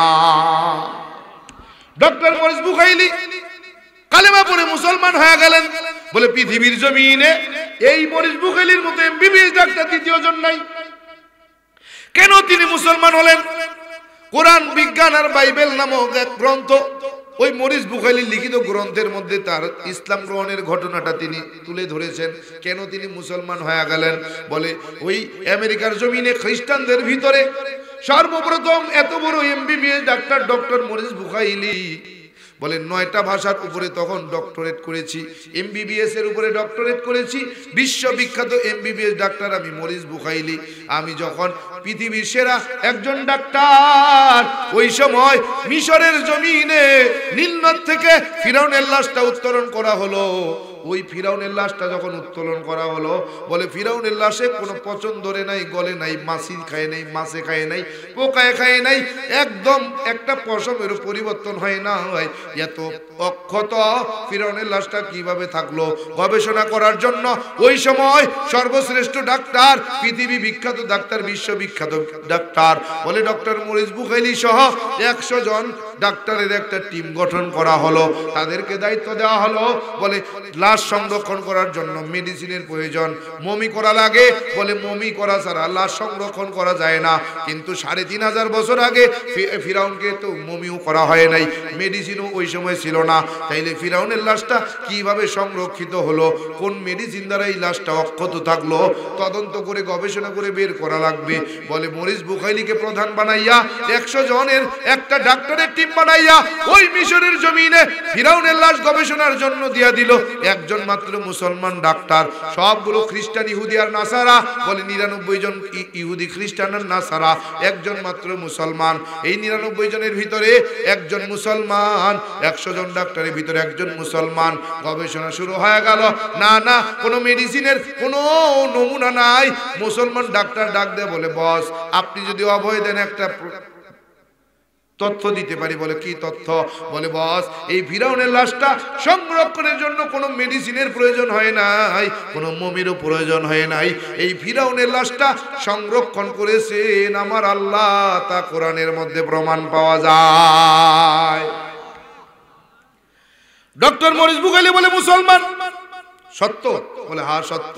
বলে বুঝো কিন্তু? বলে হ্যাঁ বুঝছি। বলে এক চুল পরিমাণও মিথ্যা নয়। বলে ফিরাউনের লাশ সংরক্ষণ করেছেন আমার আল্লাহ, তা কোরআনে কারিমে স্পষ্ট প্রমাণ পাওয়া যায়। মরিস বুখাইলি বলে ডাক্তার সব বন্ধ, আগে আরবি ভাষার উপরে ডক্টরেট করব, পিএইচডি করব, কোরআনটাকে গবেষণা করব, এরপরে ফিরাউনের লাশের গবেষণা হবে। বলে এই মরিস বুখাইলি গবেষণা বন্ধ কইরে দিয়া লন্ডনের অক্সফোর্ড বিশ্ববিদ্যালয়ে যাইয়া আরবি ভাষার উপরে ডক্টরেট করার জন্য ভর্তি হয়ে গেল। পিএইচডি করবে, আরবি ভাষার উপরে পিএইচডি চলতেছে। হঠাৎ একদিন অক্সফোর্ড বিশ্ববিদ্যালয়ের বারান্দা দিয়ে হাঁটে রে ওই মরিস বুখাইলি হঠাৎ করে খেয়াল করছে মধুর একটা সুর কানের মধ্যে ভেসে ভেসে আসতেছে। বলে এই সুরটা খুঁজতে খুঁজতে খুঁজতে খুঁজতে এইভাবে ধাক্কাতে ধাক্কাতে হঠাৎ করে একটা রুমের ভিতরে তাকায়া দেখে একটা যুবক সন্তান, মাথায় টুপি পরা, মুখে লম্বা দাড়ি, পরনে লম্বা জামা, হাতের মধ্যে একটা বই নিয়ে কি মধুর সুরে পড়তেছে। মরিস বুখাইলি বলে যুবকের ধারে কাছে গেলাম, যুবকরে ডাক দেয়া বলি যুবক কে তুমি, কি তোমার পরিচয় বলো, কি তুমি পড়তেছ, এ তো মধুর সুর তুমি কোথা থেকে পেয়েছ? যুবক বলতেছে আগন্তুক আপনি কে, আপনাকে চিনি না, আপনাকে জানি না, আমি মুসলমানের সন্তান, আমি হাফেজে কোরআন, আমি আল্লাহ পাকের কোরআন পড়তেছিলাম। বলে এত সুন্দর সুর তুমি কোথায় পেইলা? বলে এই সুরটা দুনিয়ার কোনো সিনেমায় পাওয়া যায় না, যাত্রা প্যান্ডেলে হয় না, কোনো সঙ্গীত শিল্পীর কাছ থেকেও পাওয়া যায় না। এই সুরটা আল্লাহ তাআলা পাঠিয়েছে জান্নাত থেকে। বলে যুবক কোরআনটা কি আমাকে একটু দিবে, আমি একটু পড়ে দেখতে চাই। বলে এখন তো শুনেন না, জানেন না, লা ইয়ামাসু ইল্লা মুতাহহারুন, লা ইয়ামাসু ইল্লাল মুতাহহারুন, বলে এটা অপবিত্র অবস্থায় ধরা যায় না, পড়া যায় না। যদিও আমাদের দেশে বর্তমান ইমানচোর কিছু বের হইছে, বলে কোরআন পড়ার জন্য ওযুর প্রয়োজন হয় না। কথা কয় না, ইমানচোর বের হইছে না, এগুলো ইমানচোর। কোরআন ধরতে আর পড়তে ওযু লাগে না। রব আমার বলতেছেন লা ইয়ামাসুহু ইল্লাল মুতাহহারুন, বলে অপবিত্র অবস্থায় পড়া তো দূরের কথাই, কোরআন স্পর্শও করা যাবে না। কি কিন্তু ইমানচোর গুলো কয় কি, কয় কোরআন ধরার জন্য পড়ার জন্য ওযুর প্রয়োজন হয় না। নাউজুবিল্লাহ কর, এগুলোর ঈমান আসেনি, আল্লাহর কোরআনের আয়াতকে বিকৃত করে লাইছে। ডক্টর মরিস বুখারী বলে যুবক কিভাবে পবিত্র হতে হবে বলো। যুবক বলতেছে আগন্তুক 4 ফরজে ওযু, 3 ফরজে গোসল। বলে ফরজ আবার কেমনে আদায় করে যুবক, আমারে কি পবিত্র তুমি একটু বানায়া দিবে। যুবক হাফেজে কোরআন মরিস বুখারী বলতেছেন ওই যুবক আমাকে গোসলখানায় নিয়া 3 ফরজ আদায় করাইয়া গোসল করাইয়া আমার হাতে যখন কোরআনটা দিয়া দিছে, কোরআন পড়তে পড়তে পড়তে পড়তে তাকায় দেখি এমন একটা জায়গায় আইসা আল্লাহ তাআলা স্পষ্ট করে ফিরাউনের লাশের সংরক্ষণের ঘটনাটা উল্লেখ করে দিছে। আমি মরিস বুখারীর আর বুঝতে বাকি থাকলো না, দুনিয়ার জমিনে সত্যি যদি কোনো ধর্ম থাকে সেটার নাম ইসলাম, যদি নির্ভুল কোন গ্রন্থ থাকে রে সেটার নাম কোরআন। আল্লাহু আকবার। আমি মরিস বুখারী আর দেরি করলাম না, সঙ্গে সঙ্গে যুবকের কাছে হাত দিয়া কালেমা পড়িয়া আমি ডক্টর মরিস বুখারী মুসলমান হয়ে গেলাম। এরকম ঘটনা অগণিত, বলতে গেলে অনেক সময় শেষ হবে না বলা। অনেক ঘটনা আছে। Neil Armstrong, Eric Nolden, Michael Collins, 3 ইসলামের ইতিহাসের দার্শনিক চাঁদের দেশে যাইয়া 4 দ্বিখণ্ডের নমুনা দেইখা চাঁদের থেকে ফিরে আইসা কালেমা পড়েছে। ও গোলাম ডক্টর শিবশঙ্কর স্বরূপ, ইন্ডিয়ার জমিনের পণ্ডিত পুরোহিত, যিনি লন্ডনের অক্সফোর্ড বিশ্ববিদ্যালয় থেকে 10টা ভাষার উপরে পিএইচডি করেছেন। এই ডক্টর শিবশঙ্কর স্বরূপ ভারতের জমিনের গয়া, কাশী, বৃন্দাবন সহ 60টা তীর্থস্থানের পণ্ডিত পুরোহিত। ইনিও কেন মুসলমান হলেন? বলে ডক্টর শিবশঙ্কর স্বরূপ বলে ও মুসলমান শোনো, তোমার কোরআন পড়ে থাক, কোরআনের মধ্যে যে ভুল আছে এটা থাক। বলে তোমরা যে কালেমার বড়াই করো এই কালেমার মধ্যে ভুলে ভরা। ডক্টর শিবশঙ্কর স্বরূপজি কালেমার ভুল বের করার জন্য গবেষণা শুরু করে দিয়েছে। একদিন গভীর রাত্রে সবে সাদেকের সময় স্বপ্ন, আজব এক স্বপ্ন দেখে ঘুমটা ভেঙে গেছে। এই স্বপ্নটা বলার জন্য বিবির কাছে দৌড়াইতেছে। দরজাটা যেমনে খুলছে তাকায় দেখে বিবি দরজার সামনে হাজির হয়ে গেছে। ডাকা লাগে না? বলে বিবি কি ব্যাপার, এত রাতে তোমাকে তো কেউ ডাকে নাই, আমি যে তোমার কাছে যাইতেছি কেমনে বুঝছো রে? আমার দরজার সামনে হাজির হয়ে গেছে। বলে কেন? বলে বিবি আজব একটা স্বপ্ন দেখলাম, ঘুম ভেঙে গেল, বলার জন্য তোমার কাছে যাইতেছিলাম। বলে স্বামী আমিও তো আজব এক স্বপ্ন দেখা ঘুমটা ভেঙে গেছে, আমিও তো আপনার দরজার সামনে কেবল আইসে দাঁড়াইলাম আপনাকে বলবো। কেমনে আপনি বুঝলেন? আমি তো দরজায় টোকাও দেই নাই, কেমনে টের পাইলেন আমি বিবি আপনার ঘরের দরজায়? দুইজন কথা বলতেছে। পাশের রুম থেকে মেয়ের ঘুম ভেঙে গেছে, মেয়ে দরজা খুলে বের হয়েছে। বলে বাবা মা তোমরা এক জায়গায়, তোমাদের কাছে আমি যাইতেছিলাম, আজব এক স্বপ্ন দেখে ঘুম ভেঙে গেল। বলে কি স্বপ্ন? ডক্টর শিবশঙ্কর স্বরূপ বলে মা কি স্বপ্ন? মেয়ে ডাক দিয়ে বলে বাবা আপনি কি স্বপ্ন দেখেছেন, আপনি যদি আগে বলেন। বলে ডক্টর শিবশঙ্কর স্বরূপজি বলতেছেন ও মেয়ে, ও বিবি শোনো, আজব এক স্বপ্ন, ঘুমের ঘরে তাকায় দেখি এক আল্লাহর গোলাম মুসলমান, মাথায় টুপি পরা, মুখে কোকড়ানো কোকড়ানো কালো মিসমিসে লম্বা লম্বা দাড়ি, সাদা ধবধবে লম্বা একটা জামা পরা, আমারে ডাক দেয়া কয় ও শিবশঙ্কর স্বরূপ, স্বর্গে যদি যেতে চাও, নাজাত যদি পাইতে চাও, যেই কালেমার ভুল বের করতে চাও, সেই কালেমা পড়ে মুসলমান হয়ে যাও। বিবি বলতেছে স্বামী একই স্বপ্ন আমিও দেখেছি। মেয়ে বলতেছে বাবা একই স্বপ্ন আমি দেখেছি। বলে এত আজীব স্বপ্ন, তিনজন একই সঙ্গে দেখার কথা না। চলো চলো আর দেরি করা যাবে না, কোন মুসলমান মৌলবীর কাছে যাইয়া আমরা তিনজন মিলা কালেমা পড়ে মুসলমান হয়ে যাই। ডক্টর শিবশঙ্কর স্বরূপ যে মুসলমান হয়ে গেল। ওগুলা এরকম বড় বড় পণ্ডিত পুরোহিতদের ঘটনা বলতে গেলে অনেক সময় লাগবে। এরে গোলাম, আমি কেন মুসলমান হইলাম? বাবা আমাকে বড় আশা নিয়া, বড় ভরসা নিয়া আমার মতো গুনাহগারকে সংস্কৃত বিশ্ববিদ্যালয়ে ভর্তি করে দিলেন পণ্ডিত বানাবার জন্য। সংস্কৃত বিশ্ববিদ্যালয়ে ভর্তি করে দিয়া বলতেছে, বাবা বড় আশা নিয়ে তোমার পণ্ডিত হওয়ার জন্য পণ্ডিত এই সংস্কৃত বিশ্ববিদ্যালয়ে ভর্তি করে দিলাম। বাবা আমার স্বপ্ন যেন বৃথা না যায়, ও বাবা বংশের সুনাম যেন হয়, কলঙ্ক যেন না হয়। বললাম ঠিক আছে, আপনি আশীর্বাদ করেন। বলে বাবা চলে গেল, আমাকে সংস্কৃত বিশ্ববিদ্যালয়ে ভর্তি করে দিল। কিছুদিন যাওয়ার পরে বাবা মায়ের সঙ্গে সাক্ষাতের জন্য বাড়িতে গেলাম। বাবারে যায় কইতেছি, বাবা একটা আশ্চর্যের বিষয়। বলে কি আশ্চর্যের বিষয় বলো? বললাম বাবা মুসলমানরা কত বড় বোকা, কত বড় মূর্খ, আমরা কত বড় ভালো, কত বড় চালাক। বলে কেন? বললাম বাবা আমরা 12 মাসে 13 জন খোদা, 33 কোটি দেব দেবী, তুলসীর গাছের তলায় 64 কোটি ভগবান, দেখা দেখা সিজদা দেই। কিন্তু মুসলমান এমন বোকা, এমন মূর্খ রে, তারা তাদের আল্লাহকে দেখে না কিন্তু আল্লাহর কদমে সিজদা করে। বাবা কয় সত্যি তো, তুই বড় জ্ঞানী হবি, বোঝা যায়। তুই বড় জ্ঞানী হবি, এটা বোঝা যায়, আজ করা যায়।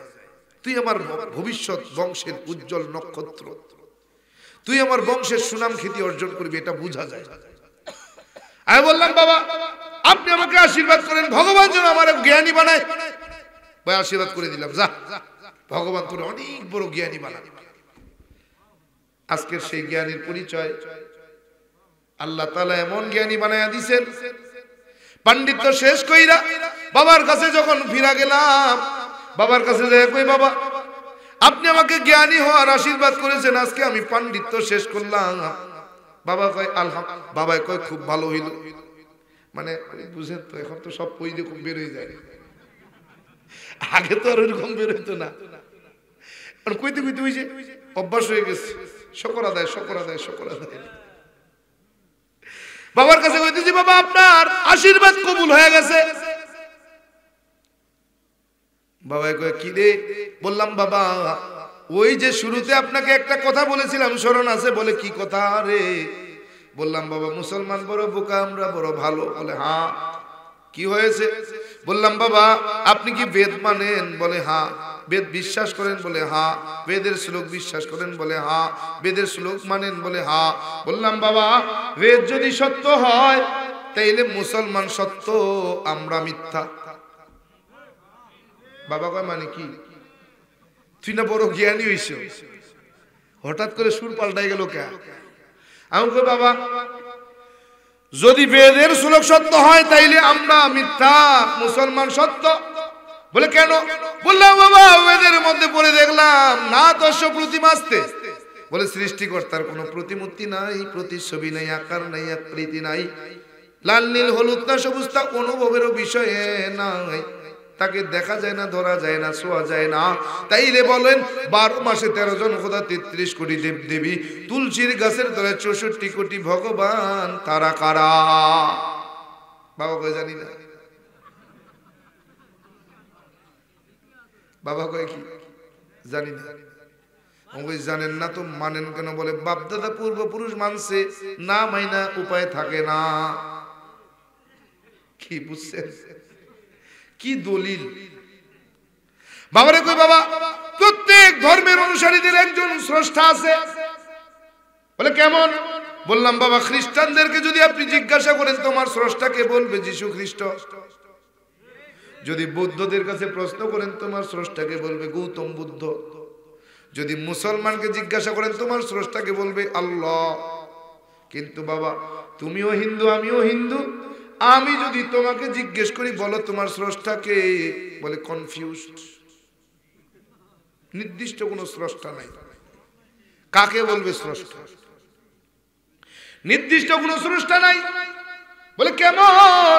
বলে হিন্দুদের মধ্যে 36টা গোত্র, সবচাইতে দামি গোত্র হলো ব্রাহ্মণ। সবচাইতে নিচু গোত্র হলো নমশূদ্র, মেথর চামার মুচি। কথা কয় না? সবচাইতে নিম্ন কষ্ট। গোলাম বাবারে ডাক দে, কই বাবা আমাদের কোনো নির্দিষ্ট স্রষ্টা নাই, 36টা গোত্র, যে গোত্র যার পূজা করে তাকেই স্রষ্টা মানে। বলে আমরা শিবের পূজা করি, আমরা শিবকে স্রষ্টা মনে করি। যারা বিষ্ণুর পূজা করে, ব্রহ্মার পূজা করে, তারা ব্রহ্মাকে স্রষ্টা মনে করে। যারা বিষ্ণুর পূজা করে তারা বিষ্ণুকে স্রষ্টা মনে করে। যারা কৃষ্ণকে স্রষ্টা মানে তারা কৃষ্ণের পূজা করে, কৃষ্ণকে স্রষ্টা মানে। কথা বলেন ঠিক কিনা? ও বাবা, তার মানে বোঝা গেল আমাদের কোনো নির্দিষ্ট স্রষ্টা হয় না। তার মানে বোঝা গেল আমাদের নির্দিষ্ট কোনো স্রষ্টা নাই।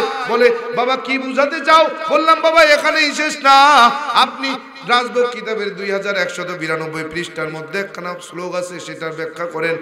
কি আছে? বলে কৃষ্ণং কৃষ্ণং শ্রীনন্দকে এসো সর্বনাম যুগে। বলে মানে কি বল? বললাম বাবা ভগবান শ্রীকৃষ্ণ বলতেছেন আমি যুগে যুগে কালে কালে দুনিয়ার জমিনে মানুষের কল্যাণে অগণিত অবতার হয়ে অবতরণ করলাম। সমস্ত অবতারগণ আমি ভগবান শ্রীকৃষ্ণকে ভগবান বইলা মাইনা নিলেন। বলে ঠিকই তো আছে। বললাম না ঠিক নাই। বলে কেন? বললাম বাবা স্রষ্টা যখন সৃষ্টি হয় তখন এই সৃষ্টিকে কোন স্রষ্টা নিয়ন্ত্রণ করে? বাবাকে কেন শ্রীকৃষ্ণ? বললাম মানি না। বলে কেন? বলে শ্রীকৃষ্ণ ছিলেন স্রষ্টা, মানুষের কল্যাণে হলেন সৃষ্টি। কি ছিলেন তো স্রষ্টা, হলেন তো সৃষ্টি। এই সৃষ্টিকে কোন স্রষ্টা নিয়ন্ত্রণ করেন? বলে কেন? ভগবান শ্রীকৃষ্ণ। আমি বলি মানি না। বলে কেন? বললাম বাবা ভগবান শ্রীকৃষ্ণ যখন মানুষের কল্যাণে পূর্ব আকাশে সূর্য হয়ে ঝুলে গেছেন, এই সূর্য নামক দেবতাকে কোন স্রষ্টা নিয়ন্ত্রণ করেছেন? বলে শ্রীকৃষ্ণ। আমি বলি মানি না। বলে কি বলতে চাও? বললাম বাবা ওই শ্রীকৃষ্ণ ছিলেন স্রষ্টা, হলেন সৃষ্টি। সূর্য নামক দেবতাকে যিনি নিয়ন্ত্রণ করেছেন তিনি শ্রীকৃষ্ণ নয়, তিনি হলেন মুসলমানদের আল্লাহ। বলে বাবা বুঝো না কেন? যেই আল্লাহ সেই তো ভগবান, যেই আল্লাহ সেই ভগবান। বললাম মানি না। বলে কেন মানবা না? বলে আল্লাহ আর ভগবান এক হয় না। বলে কেন? বলে আল্লাহ এমন এক সত্তা যার জায়গা কাল পাত্র ভেবে নাই কোনো পরিবর্তন।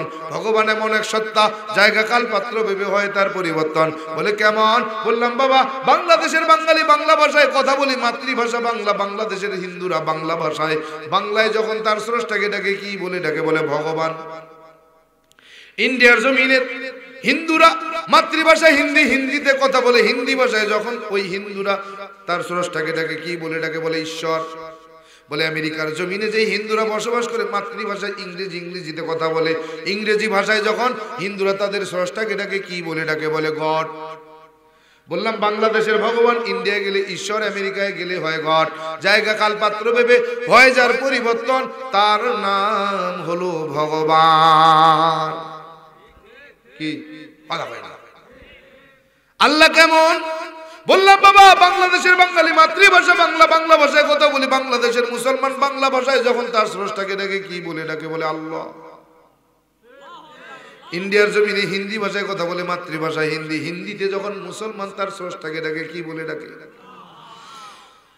আমেরিকার জমিনে যে মুসলমান বসবাস করে ইংরেজিতে কথা বলে, মাতৃভাষা ইংরেজি, ইংরেজি ভাষায় যখন তার স্রষ্টাকে ডাকে কি বলে ডাকে?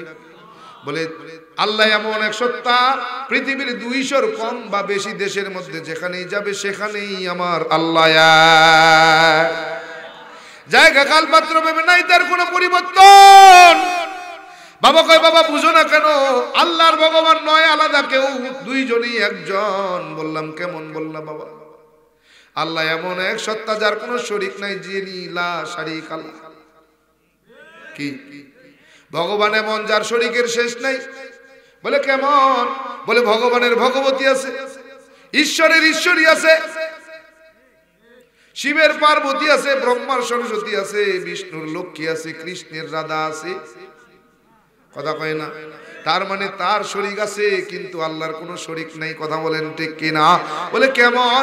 ও বাবা আল্লাহর ভগবান এক হয় না। আল্লাহ এমন, আল্লাহু নূরুস সামাওয়াতি ওয়া মা ফিল আরদ, আল্লাহ সব জায়গায়। আল্লাহরে তুমি কোথায় তালাশ করো? ফাইনামা তুআল্লু ফাসাম্মা ওয়াজহুল্লাহ। আল্লাহু আকবার। বলে বান্দা তুমি আমারে কোথায় তালাশ করো? যেখানেই তাকাবা সেখানেই তো আমি আল্লাহ। ও গোলাম, তুমি আমাকে কোথায় তালাশ করবা? বাবা কয় ভগবান সর্বত্র বিরাজমান। দলিল বললাম বাবা, ভগবান যদিও সর্বত্র বিরাজমান, কিন্তু আল্লাহর অস্তিত্ব আছে, ভগবানের নাই। বলে কেমন? বললাম বাবা, আল্লাহ এমন এক সত্তা যার অস্তিত্ব পাওয়া যায়, ভগবান এমন এক সত্তা যার কোনো অস্তিত্ব নাই। বলে কেমন? বাবাই কয় বাবা বুঝো না কেন? আল্লাহর ভগবান নয় কোনো আলাদা। বলে কেমন? বলে বাবা বলো না, আল্লাহ লিখতে কয়টা শব্দের প্রয়োজন? বললাম 4। বলে ভগবান লিখতে কয়টা শব্দের প্রয়োজন? বলে 4। বলে বাবা দেখছো কত সুন্দর মিল, শাব্দিক করতে আল্লাহর ভগবান নয় কোনো আলাদা। হ্যাঁ আলাদা না? বললাম বাবা 4 হরফে আল্লাহর অস্তিত্ব পাওয়া যায়, 4 হরফে আল্লাহর কোন ভগবানের কোনো অস্তিত্ব নাই। কেমন? বললাম বাবা ভগবান আলিফ লাম লাম হা। বলে 4 হরফে আল্লাহ, 4 হরফে ভগবান। আপনি প্রমাণ দিয়া দেন আপনার ভগবানের অস্তিত্ব আছে, আমি প্রমাণ দিয়া দেই আল্লাহর অস্তিত্ব আছে। বলে কেমন? বললাম বাবা আপনি যদি ভগবানের ভ বাদ দেন থাকবে কি? বলে গবান। গবান শব্দের অর্থ বাংলা ডিকশনারি থেকে বলবেন। বলে বাংলা ডিকশনারি থেকে বলতেছে, বলে গবান শব্দের অর্থ হলো গোবর। কি কি কি কি? পবিত্র না অপবিত্র, পাক না নাপাক? আমি বললাম বাবা আপনার ভগবান কিন্তু নাপাক হয়ে গেল। বলে আল্লাহ থাকবে না রে। বলে কেমন? বলে আলিফ লাম লাম হা, 4 হরফে আল্লাহ যদি আলিফ বাদ দিই থাকবে কি? বলে লাম লাম হা। এইবার তুমি আল্লাহরে কেমনে প্রমাণ করবা? আসেনি লিল্লাহি মা ফিস সামাওয়াতি ওয়া মা ফিল আরদ। আল্লাহু আকবার। আল্লাহ আছে না নাই? আল্লাহ আছে। বাবারে কই বাবা গবানের গ বাদ দিলাম থাকবে কি? বলে বান। বাংলা ডিকশনারি থেকে বলেন বান শব্দের অর্থ বলে 2টা। 1 নম্বরে বন্যা। আমাদের এদিকে বন্যা হলে কি কয়? বান হইছে বান, কি ঠিক না? বলে 1 নম্বরে বন্যা, 2 নম্বরে গাভীর ওলান। কি গাভীর বাট বা বান, ঠিক কি না? বলে 2 নম্বরে গাভীর ওলান। বললাম বাবা আপনার ভগবান কিন্তু গাভীর ওলান। বলে আল্লাহ থাকবে না। বলে কেমন? বলে আলিফ বাদ দিছি, এবার যদি লাম বাদ দিই থাকবে কি? বলে লাম হা। এইবার তুমি আল্লাহরে কেমনে প্রমাণ করবা? লাহু মা ফিস সামাওয়াতি ওয়া মা ফিল আরদ। আল্লাহু আকবার। আল্লাহ আছে না নাই? বাবারে কই বাবা বানের যদি ব বাদ দিই থাকবে কি? বলে ন। বাংলা ডিকশনারি থেকে বলে ন শব্দের অর্থ বলে 2টা। 1 নম্বরে আমাদের গ্রামের ভাষায় যখন আমরা গণনা করি, গণনা 5 6 7 8 9 10। 1 নম্বরে গণনার 9, 2 নম্বরে নাই। বাবারে কইলাম বাবা ভগবানের কোনো অস্তিত্ব নাই, কিন্তু আল্লাহ এমন এক সত্তা যার অস্তিত্ব সব জায়গায়। বলে কেমন? বলে লামের লাম বাদ দিছে আছে কি? বলে হা। এইবার তুমি আল্লাহরে কেমনে প্রমাণ করবা? আসেনি আমার আল্লাহ। ওয়াল্লাহুল্লাযী লা ইলাহা ইল্লাহু। আল্লাহু আকবার। আল্লাহ আছে না নাই? বাবা কই কি বুঝাতে চাও খোকা? বললাম বাবা শুধু এখানেই শেষ না, আসেন সামনে বাড়ি। বলে কোথায় কোথায়? বলে বাবা সৃষ্টিকর্তা কয়জন? কয়জন? তার প্রমাণ কি আপনার জানা আছে? বাবা কয় না। বলে একমই বা দ্বিতীয়ম। বলে সৃষ্টিকর্তা এক অদ্বিতীয়, একময় মম অদ্বৈতম। বলে আমি সৃষ্টিকর্তা কারো মুখাপেক্ষী নই, বরং সমস্ত সৃষ্টি জগৎ আমার মুখাপেক্ষী। একম ব্রহ্মা দৈত্য নাস্তি নহিনা নাস্তি কিঞ্চন। আমি সৃষ্টিকর্তা খাই না ঘুমাই না, স্ত্রীও নাই সন্তানও নাই, জন্ম দেই নাই, জন্মগ্রহণও আমি সৃষ্টিকর্তা করি নাই।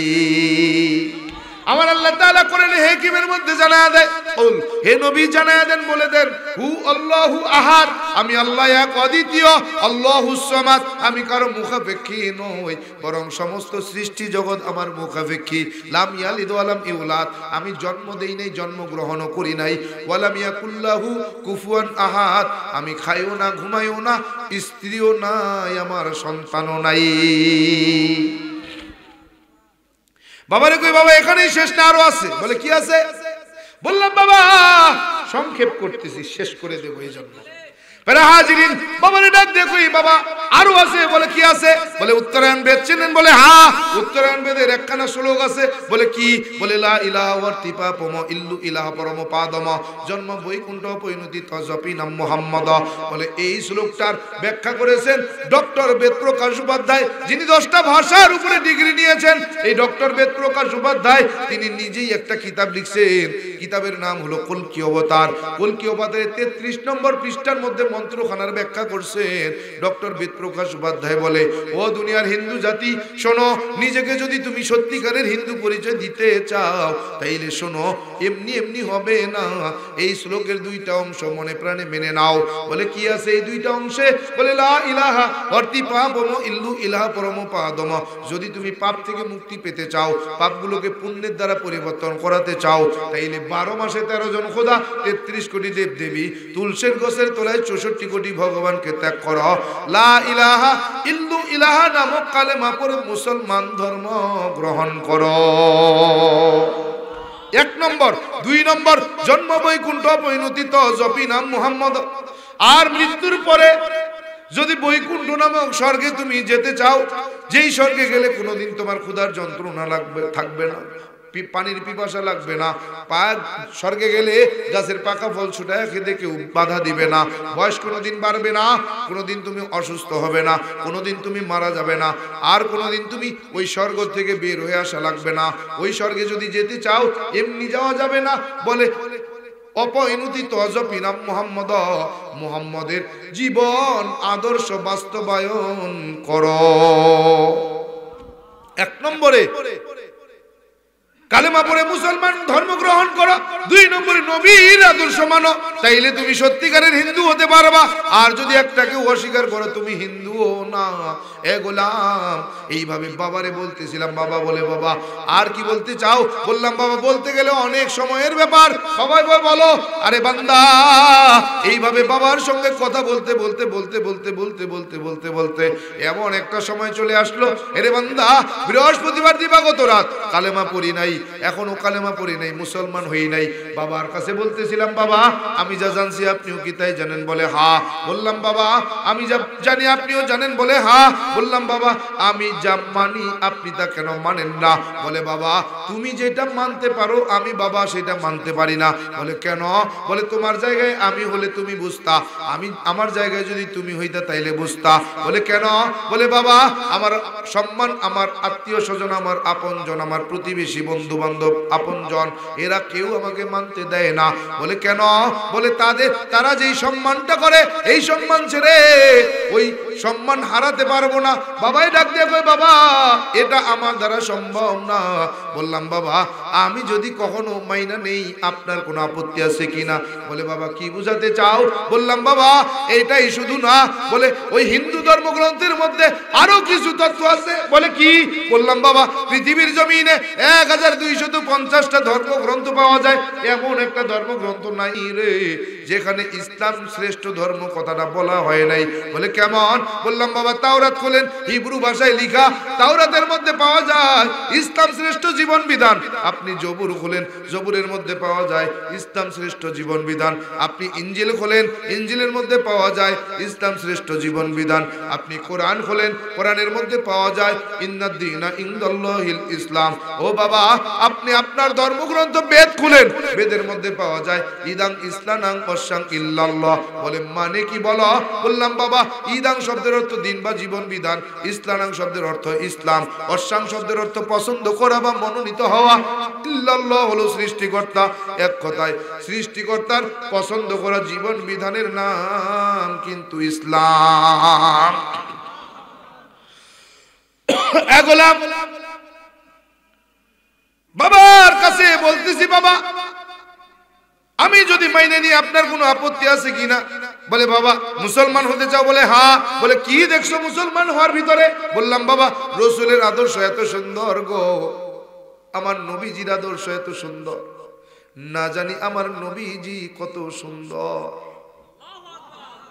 বলে বাবা নবীর আদর্শ তুমি কোথায় পাইছো? বলে কিতাবের ভিতরে।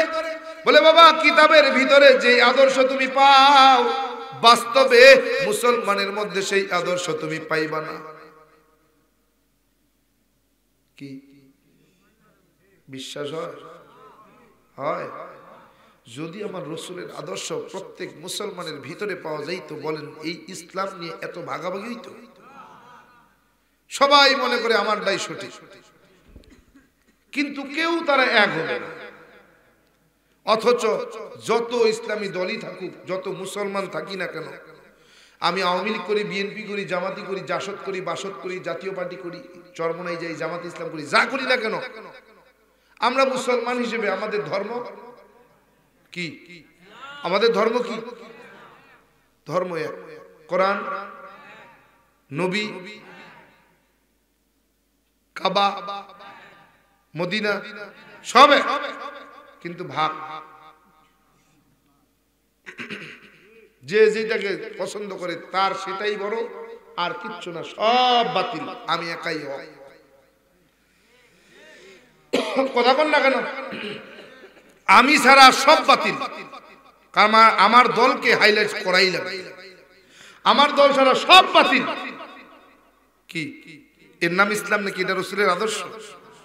রসুলের সময় সাহাবা একরামের মধ্যে দ্বন্দ্ব ছিল না? ছিল কি না?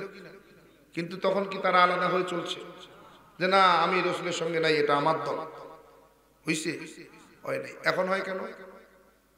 বলে ওই যে আমার রসুল বলছেন বনি ইসরায়েলের গোত্রের দল হবে ৭২, উম্মতে মুহাম্মদী হবে দল ৭৩। একটা দল আরো বেশি, একটা দল জান্নাতে যাবে আর সব জাহান্নামে যাবে। সাহাবা একরাম বললেন ইয়া রাসূলুল্লাহ, ওই জান্নাতি দলের পরিচয় কি? মা আনা আলাইহি ওয়া আসহাবি আও কামা ক্বালান নবী আলাইহিস সালাতু ওয়াস সালাম। রাসূল বলেন আমি আমার সাহাবা একরামকে, আমি এবং আমার সাহাবা একরামের যারা অনুকরণ করবে, পথ আর মত মেনে চলবে, এই দলটা হলো কি? জান্নাতি, আর বাকি সব জাহান্নামী। এই জাহান্নামী দলের ভিতরে সর্বপ্রথম জাহান্নামে ঢুকবে একদল আলেম। একদল আলেম কেন ঢুকবে? বলে সব জানছে দুনিয়া কামাইয়ের জন্য, দুনিয়ার মোহে পইরা, সবার কাছে বলে নাই। কি আল্লাহ রসুল যখন মিরাজে গেলেন, জাহান্নামের মধ্যে ঢুকলেন, ঢুকেই দরজা ঢুকেই দেখলেন একদল আলেম, মাথায় পাগড়ি পরে, চেহারা নূর, লম্বা জামা পরা। জাহান্নামের ফিরিস্তারা আগুনের কেচি দিয়া জিহ্বা কাটতেছে, আবার জোড়া লাগতেছে, আবার কাটতেছে, আবার জোড়া লাগতেছে, আবার কাটতেছে। আমার নবী জিজ্ঞেস করলেন আয় জিবরাইল, এরা কারা? জিবরাইল বলতেছেন ইয়া রাসূলুল্লাহ, এই সমস্ত আপনার সেই গুনাহগার উম্মত, দুনিয়াতে ইলম শিখছে, কিন্তু ইলমের সাথে বেঈমানি করছে, ইলম অনুযায়ী তারা জীবন সাজায় নাই, দুনিয়া কামাইয়ের জন্য ইলমকে বিক্রি করছে। কি আছে না? একদম আছে না? মুখে কয় একটা, করে আরেকটা। আছে কি নাই? মুখে বলে একটা, করে আরেকটা।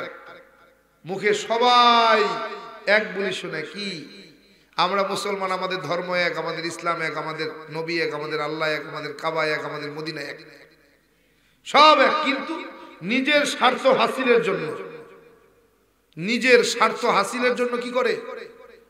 আলাদা করে।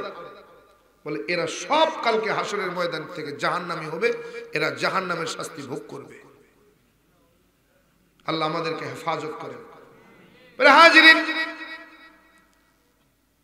বাবার সামনে কথা বলতেছিলাম, বাবা বলে কি আদর্শ তুমি দেখছো বলো? কোন আদর্শের বলে তুমি মুসলমান হতে চাও? বাবারে কই বাবা শুনতে চান? বলে হ্যাঁ। বললাম বাবা, ওই পেরিস পারস্যের রাজা দেখলেন মদিনার জমিনের মুসলমানগুলো যেই জমিনে পা রাখে সেই জমিন তার গোলাম হয়ে যায়, যেই শহরে তারা কদম রাখে সেই শহর তার গোলাম হয়ে যায়। যেই যুদ্ধে মুসলমান অংশগ্রহণ করে মুসলমানের আল্লাহ বিজয়ের মালা, এমন অস্ত্র শস্ত্র গোলা বারুদার ট্রেনিং আছে, দেখা দরকার। পারস্যের বাদশা একজন গোয়েন্দা ইহুদি মানুষ মদিনার জমিনে পাঠাই দিল, যাও যাও দেখো কোন ট্রেনিং আছে, কোন অস্ত্র শস্ত্র গোলা বারুদ আছে। মদিনার অলিতে গলিতে ঘুরে বেড়ায়, বলে কোনো ট্রেনিং নাই, কোনো অস্ত্র শস্ত্র গোলা বারুদ নাই। একদিন হঠাৎ বেলা মদিনাতুল মুনাওয়ারার সামনে দাঁড়ায় গেছে। ঠিক দুপুর বেলা এক কালো আফ্রিকার জঙ্গলের কালো মানুষ, আফ্রিকার কালো মানুষ, হাফসির ঘরের হাফসি, গোলামের ঘরের গোলাম। ওই একটা ঘরের সামনে একটা উঁচু জায়গায় দাঁড়ায়া আরবি ভাষায় কি যেন বলতেছে, বুঝি না। বলে দেখি দাঁড়ায়া দাঁড়ায়া কি করতেছে, এটা কি? বলে ওই কালো মানুষটা যখন আরবি ভাষায় কি যেন বলতেছে, মুসলমানগুলো হাতের কাজগুলো ফেলে দিয়া দিয়া ওই ঘরের মধ্যে প্রবেশ করতেছে। এই ইহুদি গোয়েন্দা দাঁড়ায় দাঁড়ায় দেখতেছে খেলা কি দিক কালো। দেখলেন সব মুসলমানগুলো ঘরের মধ্যে সারিবদ্ধ দাঁড়ায় জমিনে সিজদায় লুটোপুটি খাইতেছে। বলে বাপের জন্মে তো এরকম ট্রেনিং দেখিনি, এটা আবার কোন ট্রেনিং? যখন মুসলমানগুলো সব কার্যক্রম শেষ করে ঘর থেকে বের হইতেছে, একজন ডাক দিছে, ভাইজান একটু শুনবেন, একটু কথা কই। কয় ভাই, ওই কালো মানুষটা, আফ্রিকার কালো মানুষটা, গোলামের ঘরের গোলাম, হাফসির ঘরের হাফসি, ওই যে উঁচু জায়গাটায় দাঁড়ায় কি বলছে? বলে ভাইজান আপনি জানেন না, ওই কালো মানুষটার নাম হলো বেলাল। ওই যে উঁচু জায়গাটায় দাঁড়াইছে ওটার নাম হলো মিনার। ও যে কথাগুলো বলছে এটার নাম হলো আজান। বলে এতদিন পরে একটা ট্রেনিং পাইলাম, যে ট্রেনিং এর নাম হলো আজান। বলে ভাইজান বুঝলাম এটা আজান, কিন্তু আপনারা ঘরে সারিবদ্ধ দাঁড়াইয়া জমিনে সিজদায় যে লুটুপুটি খাইলেন এটার নাম কি? বলে এটার নাম হলো নামাজ। এটার নাম কি? ইহুদি বলতেছে, মনে মনে ভাবতেছে এতদিন পরে দুইটা ট্রেনিং পেলাম, একটার নাম আজান আর একটার নাম নামাজ। দীর্ঘদিন থাকার কারণে পরনে কাপড়গুলো নষ্ট হয়ে গেছে, আরো কিছুদিন থাকা লাগবে, আরো কোনো ট্রেনিং নজরে বাঁধে কিনা। বলে মদিনার বাজারে চলে গেছে কাপড় কিনবে। এক মুসলমান দোকানদারের কাপড়ের দোকানে ঢুকছে, মাথায় পাগড়ি পরা, মুখে লম্বা লম্বা দাড়ি, লম্বা জামা পরা মুসলমান কাপড়ের দোকানদারের ঘরে যায়, কয় ভাইজান কাপড় আমাকে একটু দেখান। বলে হ্যাঁ। বলে কাপড় দেখাইছে, কাপড়ের কালার পছন্দ হয়ে গেছে, কাপড় পছন্দ হয়েছে। বলে দাম কত? বলে এত দিরহাম। বলে ভাই আমাকে এতটুকু কেটে দেন। মুসলমান দোকানদার বলতেছে, ভাইজান সত্যি কি আপনি কাপড় কিনবেন? এই কথা যদি আপনারা আমারে কইতো পছন্দ করার পর, দাম দর মিটানোর পর, তাইলে দাঁত একটাও থাকতো দোকানদারে। ওরে গোলামের বাচ্চা গোলাম, কাপড় সত্যি কিনবো না তো তোর সঙ্গে দাম দর করছি আমি, এক ঘুষি দাঁত সব কটা মাটি। কি ইহুদি রাগ হয় নাই? ইহুদি রাগ হয় নাই, বলতেছে ভাইজান নেওয়ার জন্যই তো দাম করছি বলেন। বলে ভাইজান সত্যি যদি আপনি কাপড় কেনেন আমার কাছ থেকে নয়, বরং ওই কোনার দোকানদারের কাছ থেকে কেনেন। এইবার ইহুদির মনে একটু সন্দেহ জাগছে, কি রে মুসলমান কি আমি ইহুদি যাই না, আমার কাছে কাপড় বেচলো না, আচ্ছা দেখি কি হয়। ওই কোনার দোকানে যায় পরিচয় নিচে, দেখে ওই দোকানদার ইহুদি। এবার গরম, আরো মাথা গরম হয়েছে না? কয় তাহলে তো ঠিক, আমি ইহুদি দেখে আমার ইহুদির কাছে পাঠাইছে, মুসলমান আমার কাছে কাপড় বেচে নাই। দেখি তারপরে কি হয়। ইহুদি দোকানদারের কাছ থেকে কয় ভাই কাপড় দেখান। একই কাপড়, একই কালার, একই রং, একই দাম। এইবার মাথাটা গরম হয়েছে, কয় সব এক, ওই মুসলমান কেন আমার কাছে বেচলো না, জানা দরকার। ইহুদিরে কয় ভাইজান একটু অপেক্ষা করেন, 2 মিনিট আসতেছি। মুসলমান দোকানদারের কাছে এসে কয়, ও ভাই কাপড় তো আপনার কাছেই ছিল, একই দাম, একই কাপড়, একই রং, কেন আপনি আমাকে কাপড় বেচলেন না? বলে ভাইজান তাইলে শোনেন, সকাল বেলা থেকে এই বেলা পর্যন্ত যথেষ্ট বেচা কেনা আমার হয়েছে, যথেষ্ট লভ্যাংশ আমি পেয়েছি। সন্ধ্যাবেলা বাড়ি যাওয়ার সময় বিবি বাচ্চার জন্য কিছু খাবার কিনে নিয়ে যেতে পারবো, কিন্তু ভাইজান কসম খোদার আমি লক্ষ্য করেছি সকাল থেকে ওই দোকানদার একটা কাপড়ও বেচতে পারে নাই। আমার মতো তার ঘরেও তো বিবি বাচ্চা আছে রে, সন্ধ্যাবেলা যখন ঘরে ফিরে যাবে বিবি বাচ্চার জন্য কি নিয়ে যাবে? আপনি যদি ওইটুক কাপড় কিনতেন ও ভাইজান কিছু লভ্যাংশ সে পাইত, একটা খেজুর হইলেও কিন্না নিয়া বিবি বাচ্চার সামনে দিতে পারত। ইহুদি সাংবাদিক এবার বলতেছে, ভাইজান এইটা যদি হয় মুসলমানের আদর্শ, তাহলে কসম খোদার এদের কোনো ট্রেনিং এর প্রয়োজন নাই, অস্ত্র শস্ত্র গোলাবারুদের প্রয়োজন নাই। এই আদর্শের বলে মুসলমান যেই জমিনে কদম রাখবে জমিন তার গোলাম হয়ে যাবে, যেই শহরে কদম রাখবে সেই শহর তার গোলাম হয়ে যাবে।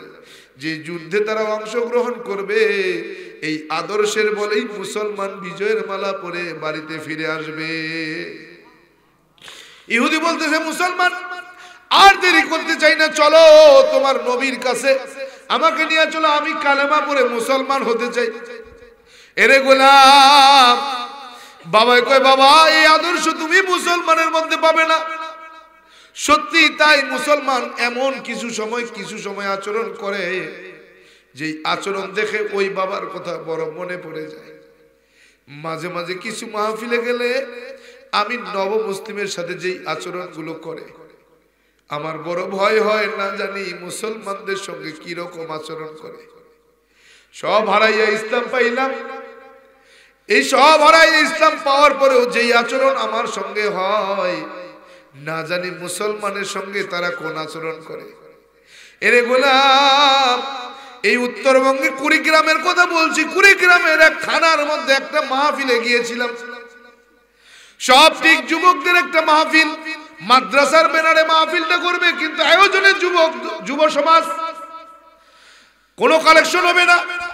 বয়ানের মাঝে এসে মাদ্রাসার মুহতামিম সভাপতি সেক্রেটারি এসে কয়, হুজুর আমাদের মাদ্রাসায় কয়েকটা কোরআন শরীফের প্রয়োজন ছিল, যদি আপনি একটু মেহেরবানি করে এই মাহফিল থেকে কোরআন শরীফের হাদিয়া হিসেবে কিছু নিয়ে দিতেন ভালো হতো।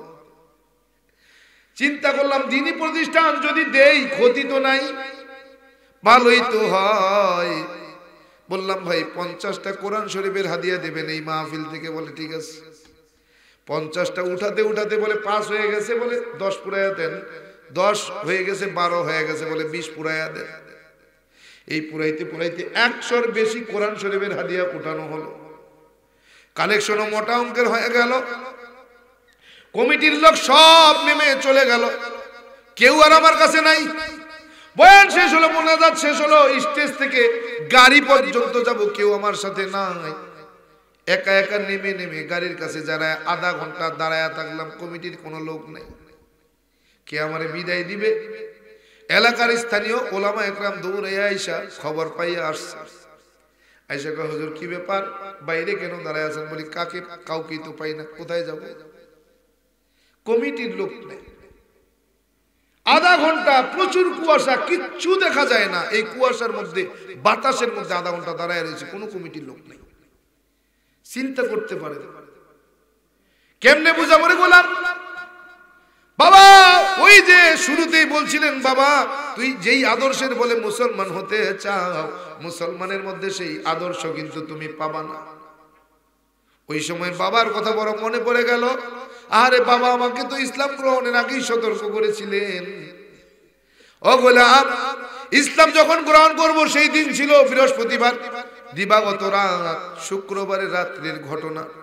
ফজরের আজানের মুহূর্তে স্বপ্নের মধ্যে দেখতেছি কে একজন এসে বলতেছে, ও রামচন্দ্র আর কতকাল ঘুমাইবি? ফজরের আজান হয়েছে, চল নামাজ পড়তে চল। বললাম ভাই তুমি কি জানো না আমি হিন্দুর ঘরের সন্তান রামচন্দ্র, আমার নামাজ নাই রে। প্রথম জন চলে গেল, দ্বিতীয় জন আসলো একইভাবে বললো চলে গেল, তৃতীয় জন আসলো একইভাবে বললো চলে গেল, চতুর্থ নম্বরে আরেকজন চলে আসলো, মাথায় টুপি পরা, মুখে কোকড়ানো কোকড়ানো কালো মিচমিচে লম্বা লম্বা দাড়ি, পরনে সাদা ধবধবে একটা লম্বা জামা। এসে কয়, রামচন্দ্র আর কতকাল ঘুমাবি? চল চল, স্বর্গে যদি যেতে চাও নামাজ পড়তে চলো। বলে আপনি কি জানেন না আমি হিন্দুর ঘরের সন্তান, আমি রামচন্দ্র, আমার নামাজ নেই। বলে রামচন্দ্র নামাজ ছাড়া স্বর্গে যাওয়ার কোনো উপায় নাই, নামাজ ছাড়া নাজাত পাওয়ার কোনো আশা নাই, চলো চলো নামাজ পড়তে চলো। বললাম আপনি চলে যান, আমি যাব না। বলে রামচন্দ্র তোমারে নিতে আসছি, না নিয়ে কিন্তু যাব না। বললাম হুজুর আমি যতটুকু বুঝি যতটুকু জানি, নামাজ পড়তে হলে ঈমান থাকা লাগবে, ঈমান ছাড়া নামাজ পড়ে কোনো লাভ নাই।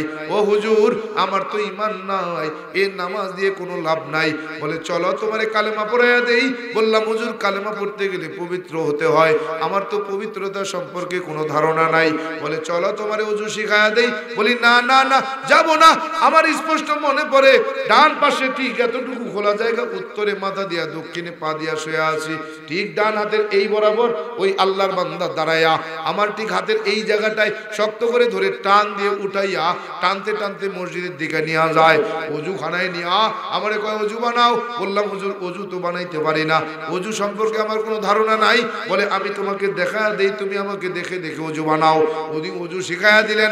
ওযু শেষ হয়ে গেল, টানতে টানতে মসজিদের দরজার সামনে আইনা ডাক দেয়া মুসল্লিদের কয় মুসল্লিরা রে, জান্নাতি মানুষ দেখবি নাকি?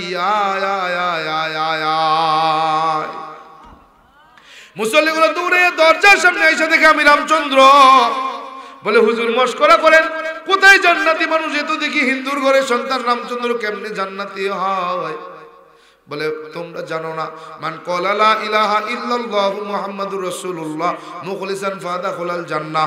তোমরা জানো না আরে বান্দা, যে ব্যক্তি ঈমান সহকারে কালেমা শরীফ পাঠ করবে, আল্লাহ তাআলা তার নামটা জাহান্নাম থেকে কাইটা জান্নাতের খাতায় উঠায়া দিবে।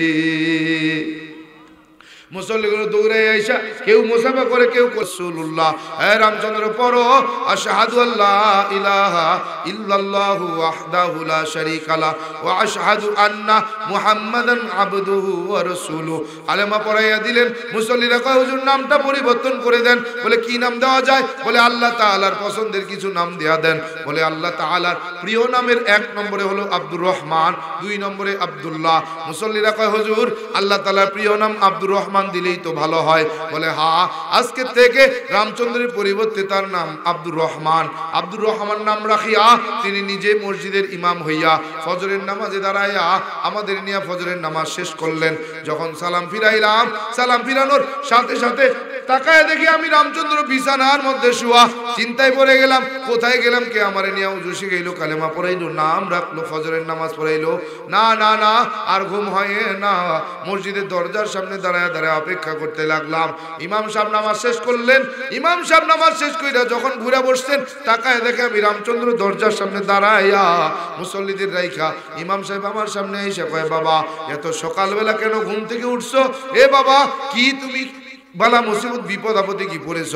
বললাম না না। বলে তাইলে কেন আসছো? বললাম হুজুর একটা স্বপ্ন দেখছি, স্বপ্নের ব্যাখ্যা জানার জন্য আসলাম। বলে কি স্বপ্ন দেখছো? সব ঘটনাটা বললাম। হুজুর ডাক দেয়া কয় না না, হতে পারে না, এটা বিশ্বাস করা যায় না, তুমি ধোঁকা দিয়া বোকা বানাইতে চাও। বললাম না। বলে না, বিশ্বাস করি না। এই স্বপ্ন দেখবে মুসলমানের সন্তানেরা, এই স্বপ্ন তুমি দেখতে পারো না। বললাম হুজুর কি করলে, কিভাবে বললে বিশ্বাস করবেন, যদি আমাকে একটু বলতেন। বলে স্বপ্নের মধ্যে ওযু শিখছো? বলে হ্যাঁ। বলে চলো ওযু খানায় চলো, ওযু করে যদি দেখাইতে পারো তাইলে বিশ্বাস করি তুমি স্বপ্ন সত্য বলছো।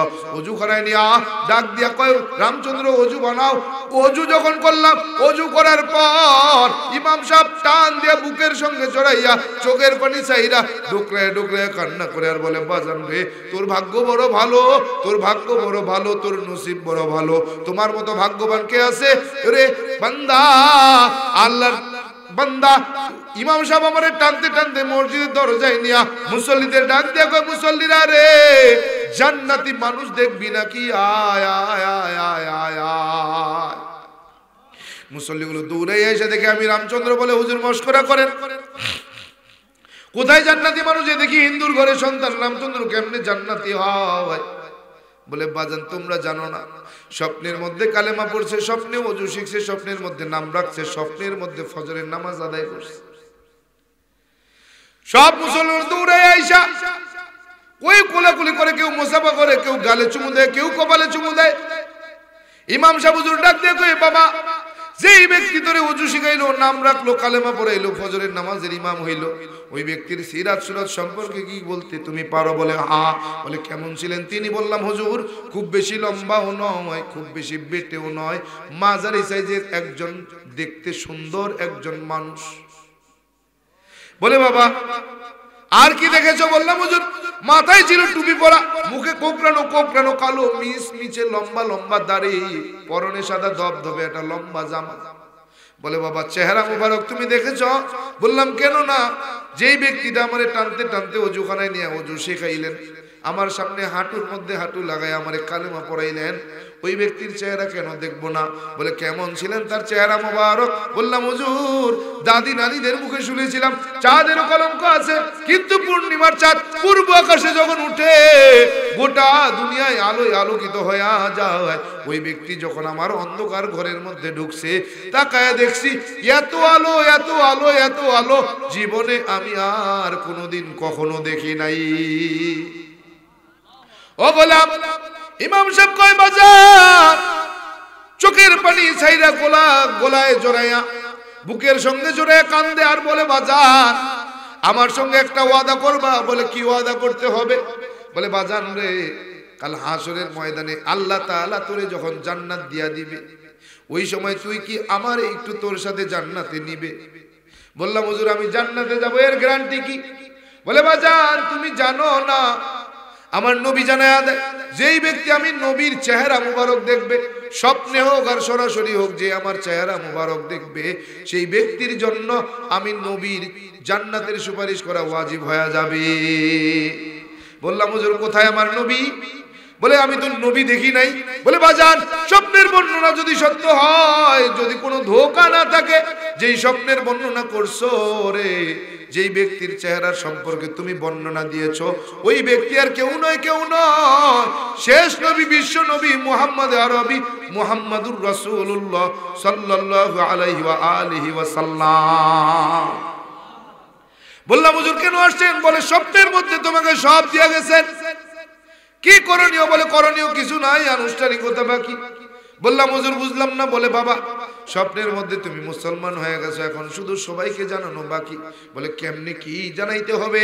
বলে বাজান তুমি যদি রাজি থাকো, আজকে অগ্রায়ণের চরমোনাইয়ের ঐতিহাসিক মাহফিল শুরু হবে। সৈয়দ ফজলুল করিম রহমাতুল্লাহ আলাই উদ্বোধনী বয়ানের মাধ্যমে চরমোনাইয়ের মাহফিল শুরু করবে। ও বাজান তুমি যদি রাজি থাকো, আমার সঙ্গে যাইতে পারো। ওই চরমোনাইয়ে শায়েখের হাতে যাইয়া নতুন করে কালেমা পড়ে তুমি নাম ঘোষণা দিবে, সবার সামনে আনুষ্ঠানিকভাবে পরিচিত হয়ে যাবে। বললাম হ্যাঁ আমি রাজি আছি। বলে বাজান তোমার বাবারে কি একটু ফোন দিতে পারো? বলে হ্যাঁ। বাবারে ফোন দিয়ে ধরাইয়া দিলাম, ইমাম সাহেব কথা বলতেছে। বলে কাকা আদাব। বলে আদাব। কে? বলে আপনি রামচন্দ্র আপনার ছেলে? বলে হ্যাঁ। কি করছে আমার ছেলে? বলে কিছু করে নাই। ও কাকা আপনার ছেলে রামচন্দ্র মুসলমান হতে চায়, আপনার অনুমতি চায়। বলে আমার ছেলে যথেষ্ট শিক্ষিত, আমার বংশের মধ্যে সবচাইতে বড় জ্ঞানী, আমার বংশে সবচাইতে বড় শিক্ষিত। ও যদি মনে করে ইসলাম ধর্ম সত্য, ইসলাম গ্রহণ করবে, আমি বাবার পক্ষ থেকে কোনো বাধা নাই, নিষেধ নাই। ইমাম সাহেব আমারে নিয়া চরমোনাইয়ের জমিনে চলে গেলেন। হুজুরের কেবল বয়ান শেষ হইছে, ইমাম সাহেব আমার সামনে বসায়া দিয়া ইমাম সাহেব হুজুরে ডাক দেখো, আল্লাহর কুতুব এমন এক আল্লাহর বান্দারে নিয়ে আইছি যে স্বপ্নের মধ্যে কালেমা পড়ছে, স্বপ্নের মধ্যে নাম রাখছে। আপনি একটু কালেমা পড়াইয়া দেন, নাম ঘোষণা কইরা দেন, সবার সামনে একটু পরিচয় কইরা দেন। কিন্তু হুজুর এমন আল্লাহর বান্দা, যেই ব্যক্তি আল্লাহর বান্দারে কালেমা পড়াইছে, স্বপ্নের বর্ণনা যদি সত্য হয়, স্বপ্নের ঘটনা যদি মিথ্যা না হয়, যদি ধোঁকাবাজি না করে, তাইলে সরাসরি আমার নবী তারে কালেমা পড়াইছে, নাম রাখছে। হুজুর ডাক দিয়ে কয় বেটা, যেই ব্যক্তিরা আমার নবী কালেমা পড়ায়, ওই ব্যক্তিরা আমি ফজলুল করিম কি কালেমা পড়াইতে পারে? যেই ব্যক্তিরা আমার নবী নাম রাখে, ওই ব্যক্তির নাম কি আমি ফজলুল করিম রাখতে পারে? না না না, যাও যাও, কিছু করা লাগবে না। মাথাটা আগায় দিয়া বলতেছিলাম হুজুর একটু দোয়া চাইতে আসছে। মাথায় একটা থাবা দিয়া কয় বেটা দোয়া চাইতে হবে না, যা রে দোয়ার কাজ করবি, দোয়া বেড়া ভাঙ্গা ঢুকবি। বললাম হুজুর মাইকে যদি একটু ঘোষণা দেন সবাই আমারে চিনবে। বলে বেটা তোরে চিনানোর জিম্মাদার কি আমি, তোরে চিনাইবে মোর মাওলায়, যা চেনার মতো কাজ করবি, একটা সময় আসবে তুই কাউরে চেনো না, তোরে সবাই চেনে।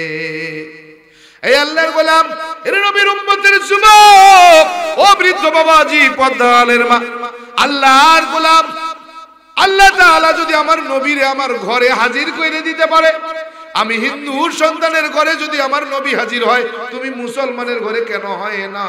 তার মানে বোঝা যায় আশিকের রাসূল দাবি করো, অন্তরের মধ্যে নবীর ইশক পাওয়া যায় না। এজন্য এরে গোলাম আজকের থেকে ওয়াদা করো, আল্লাহ ও আল্লাহ, ওই নব মুসলিম যদি 5 ওয়াক্ত নামাজের ইমাম হইতে পারে, ওই নব মুসলিম যদি মাদ্রাসার দায়িত্ব পালন করতে পারে, আমি মুসলমানের সন্তান কেন পারবো না? এরে যুবক, বৃদ্ধ বাবাজি, পদ্মালের মা, আজকে তওবা করো। আয় আল্লাহ, জীবনে আর কোনোদিন গুনাহ করব না, নেকের কাজ ছাড়বো না। আয় আল্লাহ, জীবনে আর 1 ওয়াক্ত নামাজ কোনোদিন ছাড়বো না, নবীর একটা সুন্নতের জবাই করব না। আয় আল্লাহ, পিতামাতার খেদমত করব, বেয়াদবি করব না। হক্কানি উলামায়ে কেরাম পীর মাশায়েখের সঙ্গেও বেয়াদবি করব না। কোরআনটাকে বিশুদ্ধভাবে তিলাওয়াত করতে শিখব, কোরআনওয়ালা সন্তানের বাবা হব, মা হব। আয় আল্লাহ, আয় আল্লাহ, আয় আল্লাহ, আয় আল্লাহ, বেপরদায় বেগানা নারী আর পুরুষের সামনে কখনো যাব না। আয় আল্লাহ, স্বামীর খেদমত করব, বেয়াদবি করব না, দেশ ও রাষ্ট্রের বিরুদ্ধে ষড়যন্ত্র করব না। এরে যুবক, বৃদ্ধ বাবাজি, পদ্মালের মা, তওবার নিয়ত যদি খাঁটি হয়, দিলের মধ্যে যদি মুনাফিকি না থাকে, খাঁটি তওবার নিয়তে 2টা হাত আমার আল্লাহরে দেখায়া দাও। নারে তাকবীর, নারে তাকবীর। আল্লাহ তাআলা তওবা করেছি, জীবনে নামাজ ছাড়বো না, নবীর সুন্নতের জবাই করব না। আয় আল্লাহ, পিতামাতার খেদমত করব, বেয়াদবি করব না। হক্কানি উলামায়ে কেরাম পীর মাশায়েখের সঙ্গেও বেয়াদবি করব না। কোরআনটাকে বিশুদ্ধভাবে তিলাওয়াত করতে শিখব, কোরআনওয়ালা সন্তানের বাবা হব, মা হব। আয় আল্লাহ, বেপরদায় বেগানা নারী আর পুরুষের সামনে কখনো যাব না, দেশ ও রাষ্ট্রের বিরুদ্ধে ষড়যন্ত্র করব না। আয় আল্লাহ, আপনি আমাদের সকলের তওবাকে কবুল করে নেন, তওবার উপরে মজবুত হয়ে চলার তৌফিক দান করেন। বলেন আমিন। আলহামদুলিল্লাহি রাব্বিল আলামিন, والصلاة والسلام على سيد الأنبياء والمرسلين وعلى آله وأصحابه أجمعين يا أرحم الراحمين يا أرحم الراحمين يا أرحم الراحمين। ও দয়ার মালিক, কুদরতের নজরে তাকায় দেখেন। আয় আল্লাহ, আয় আল্লাহ, আয় আল্লাহ, ইসলামিয়া দারুল উলুম মাদ্রাসা শিবরামপুরের দিকে তাকায় দেখে। 2 দিন ব্যাপী জান্নাতের বাগানের প্রথম দিনের আখেরি মুনাজাত। আয় আল্লাহ, আসর থেকে নিয়ে গভীর রজনী পর্যন্ত আলোচনা করেছি রে আল্লাহ। আমরা যারা আলোচনা করলাম, যারা বসে বসে শুনলাম, আয় আল্লাহ, এর মধ্যে সমস্ত ভুল ত্রুটিগুলো ক্ষমা করে মেহেরবানি করে কবুল আর মঞ্জুর করে নেন আল্লাহ। আয় আল্লাহ, সওয়াব যা হয়েছে লক্ষ কোটি গুণে বৃদ্ধি করে সোনার মদিনায় রাসূলের রওজা মুবারকে পৌঁছায়া দেন আল্লাহ। সাইয়েদিনা আব্বাজান আদম আলাইহিস সালাম থেকে নিয়ে শুরু করি না, আয় আল্লাহ, আজ পর্যন্ত যত মুসলমান নরনারী আপনার ডাকে সাড়া দিলেন, সকলের আরো ভাগের সওয়াবখানা হাদিয়া পৌঁছায়া দেন আল্লাহ। আয় আল্লাহ, আমরা যারা হাত পেতে আমিন আমিন আমিন আমিন বলছি, মালিক, জানি না কার জনম দুঃখিনী আম্মা নাই, কার যেন জনম দুঃখী আব্বা নাই। আয় আল্লাহ, আমিও তো এতিম সন্তান। আয় মালিক, কে যেন আম্মা আব্বা হারা ছিল, এতিম। আয় মালিক, আমিও তো এতিম সন্তান, দুনিয়ার জমিনে আমারও বাবা নাই। আয় আল্লাহ, বাবা দুনিয়ার জমিন থেকে বিদায় হয়ে গেলে আমি গুনাহগার সন্তানের জন্য তোর দরজা বন্ধ হয়ে। আয় আল্লাহ, আপনার বান্দা বান্দিগুলো বাবা মায়ের জন্য দোয়া করে পড়ে, রব্বির হামহুমা কামা রব্বায়ানি সগীরা। আমি গুনাহগার পড়তে পারি না। আল্লাহ, বাবা দুনিয়ার জমিন থেকে বিদায় হয়ে গেলেন, ঈমান ছাড়া চলে গেলেন, আমি গুনাহগারের দোয়ার দরজাও বন্ধ হয়ে গেল। দুনিয়ার জমিনে এখনো মা জীবিত। আয় মালিক, মুসাফির হালতে আপনার দরবারে হাত পেতে দিলাম, তলাবুল ইলমদের নিয়ে হাত পেতে দিলাম, উলামায়ে কেরাম নিয়ে হাত পেতে দিলাম। আল্লাহ, দাড়ি পাকা মানুষগুলোকে নিয়ে হাত পেতে দিলাম, আপনার ঘরের মেহমানদেরকে নিয়ে হাত পেতে দিলাম। যার হাত আপনার দরবারে কবুল হয়, ওই হাতের ওসিলা করে আমার মায়ের হেদায়েতের মালা পরায়া দেন আল্লাহ। মৃত্যুর আগেও যদি হয় আমার মায়ের হেদায়েতের মালা খানা পরায়া দেন আল্লাহ। আয় রব্বে কারীম, আমরা যারা হাত পেতে আমিন আমিন বলছি, মালিক আমাদের আম্মা আব্বা, আম্মার কোলের আব্বার কোলের বন্ধু বান্ধব আপনজন আত্মীয় স্বজন যারা বিদায় হয়ে গেছে, সকলের তামাম জিন্দেগির গুনাহগুলো মাফ করে দেন। সকলের কবরে সওয়াব গুনাহ হাদিয়া পৌঁছায়া দেন। কবরগুলো জান্নাতের টুকরা বাগান বানায়া দেন। আয় আল্লাহ, আয় আল্লাহ, যারা আল্লাহ আমাদের যাদের বাবা মা জীবিত হায়াতের মধ্যে বরকত দান করেন, নেক হায়াত লম্বা করে দেন। আমাদের মধ্যে আল্লাহ আমাদের যাদের বাবা মা অসুস্থ পরিপূর্ণ শেফা দান করেন। আয় আল্লাহ আমাদের মধ্যে যারা অসুস্থ পরিপূর্ণ শেফা দান করেন। আয় আল্লাহ আপনার এক বান্দা দোয়া চেয়েছেন অসুস্থ, আল্লাহ পরিপূর্ণ সুস্থতার নিয়ামত দান করে দেন। আয় আল্লাহ আজকের এই মাহফিলকে এলাকাবাসীর হেদায়েতের জরিয়া হিসেবে কবুল করে নেন। আয় আল্লাহ এই মাহফিল খানা আমাদের সকলের নাজাতের ওসিলা হিসেবে কবুল করেন। মাদ্রাসার উস্তাদ ছাত্র সকলকেই কবুল করে নেন। আয় আল্লাহ মাদ্রাসার উস্তাদ ছাত্র সকলকেই কবুল করেন। প্রত্যেকটা ছাত্রকে এই যুগের ইমামে আজম আবু হানিফার মতো কবুল আর মঞ্জুর করেন। উস্তাদদের ইলমের ভিতরে তরাক্কি দান করেন। আয় আল্লাহ ইলমে আমলে বারাকা দান করেন। আয় আল্লাহ, আয় আল্লাহ আজকের মাহফিলের সভাপতি, প্রধান অতিথি, আমন্ত্রিত অতিথি উভয়কেই কবুল করেন। সকলের হায়াতের মধ্যে বরকত দান করেন। আয় আল্লাহ বিশেষ করে মালিক আমার আশরাফুল ভাই বড় মোহাব্বতের মানুষ। আয় আল্লাহ, আয় আল্লাহ আমার আশরাফুল ভাইকে কবুল করেন। মশিউর রহমান ভাইকে কবুল করেন। আয় আল্লাহ, আয় আল্লাহ বড় মোহাব্বতের টানে এসেছে রে মালিক। আয় আল্লাহ কবুল আর মঞ্জুর করে নেন। মনের নেক আশা পূরণ করে দেন। আয় আল্লাহ যে বন্ধুত্ব সম্পর্ক তৈরি হয়েছে জান্নাতে যাওয়া পর্যন্ত আপনি কবুল আর মঞ্জুর করেন। আয় রব্বে কারীম, আয় আল্লাহ সফর হালতে সমস্ত প্রকার বালা মুসিবত বিপদ আপদ আযাব গজব থেকে কুদরতের হাতে হেফাজত করেন। আয় আল্লাহ, আয় আল্লাহ এতক্ষণ পর্যন্ত যা আলোচনা হয়েছে, যা আমলের বয়ান হয়েছে, সর্বপ্রথম আমি গুনাহগারকে আমল করার তৌফিক দিয়া দেন। যারা বসে বসে শুনলাম আমাদেরকে আমল করার তৌফিক দিয়া দেন। আয় আল্লাহ তাআলা কাজ করে মেহেরবানি করে মালিক আমরা যারা অভাবগ্রস্ত অভাব দূর করে দেন, যারা ঋণগ্রস্ত ঋণ পরিশোধের ব্যবস্থা করেন। আয় আল্লাহ, আয় আল্লাহ এলাকার উপরে আপনার খাস রহমত নাজিল করেন। সমস্ত প্রকার বালা মুসিবত বিপদ আপদ আযাব গজব থেকে এলাকার সকলকে আপনি কুদরতের হাতে হেফাজত করেন। আয় আল্লাহ আমাদের সকলের মনের নেক আশা পূরণ করে দেন। যারা ব্যবসা করি ব্যবসায় বরকত দান করেন, যারা চাকরি করি উন্নতি দান করেন, যারা কৃষি করি কৃষির ফসলে ফলন বাড়ায়া দেন, যারা বেকার হালাল কর্মসংস্থানের ব্যবস্থা করে দেন, যারা দেশে প্রবাসে রয়েছে সকলকে কবুল করে নেন। মনের নেক আশা পূরণ করে দেন। মা বোনদেরকে কবুল করে নেন, মনের নেক আশা পূরণ করেন। আয় আল্লাহ, আয় আল্লাহ, আয় আল্লাহ যে বান্দা সাউন্ড সিস্টেম দিয়ে দিনের খেদমত করেছেন আরো সুন্দর সাউন্ড সিস্টেম দিয়ে দিনের খেদমত করার তৌফিক দিয়া দেন। আয় আল্লাহ তাআলা মেহেরবানি করে মালিক, আয় মালিক, আয় আল্লাহ আজকের মাহফিল গানা কবুল আর মঞ্জুর করে নেন। জিন্দেগির গুনাহগুলো মাফ করে দেন। আমাদের সকলের তামাম জিন্দেগির গুনাহগুলো মাফ করে দেন। গুনাহমুক্ত জিন্দেগি দান করেন। ঈমান আমলওয়ালা জিন্দেগি দান করেন আল্লাহ। সুন্নাতওয়ালা জিন্দেগি দান করেন আল্লাহ। গুনাহের প্রতি দিলের মধ্যে ঘৃণা জমায়া দেন আল্লাহ। আল্লাহ নেক আমলের প্রতি মোহাম্মত বাড়ায়া দেন আল্লাহ। সুন্নতের প্রতি মোহাম্মত বাড়ায়া দেন আল্লাহ। আমাদের দোয়াখানা কবুল করে নেন আল্লাহ। আয় আল্লাহ না হয় আপনার হাবিবের মোহাম্মতে দোয়াখানা কবুল করেন আল্লাহ।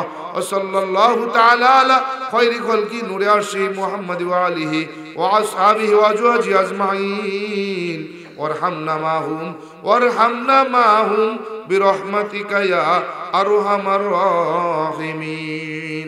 আসসালামু আলাইকুম ওয়া রাহমাতুল্লাহি ওয়া বারাকাতুহু।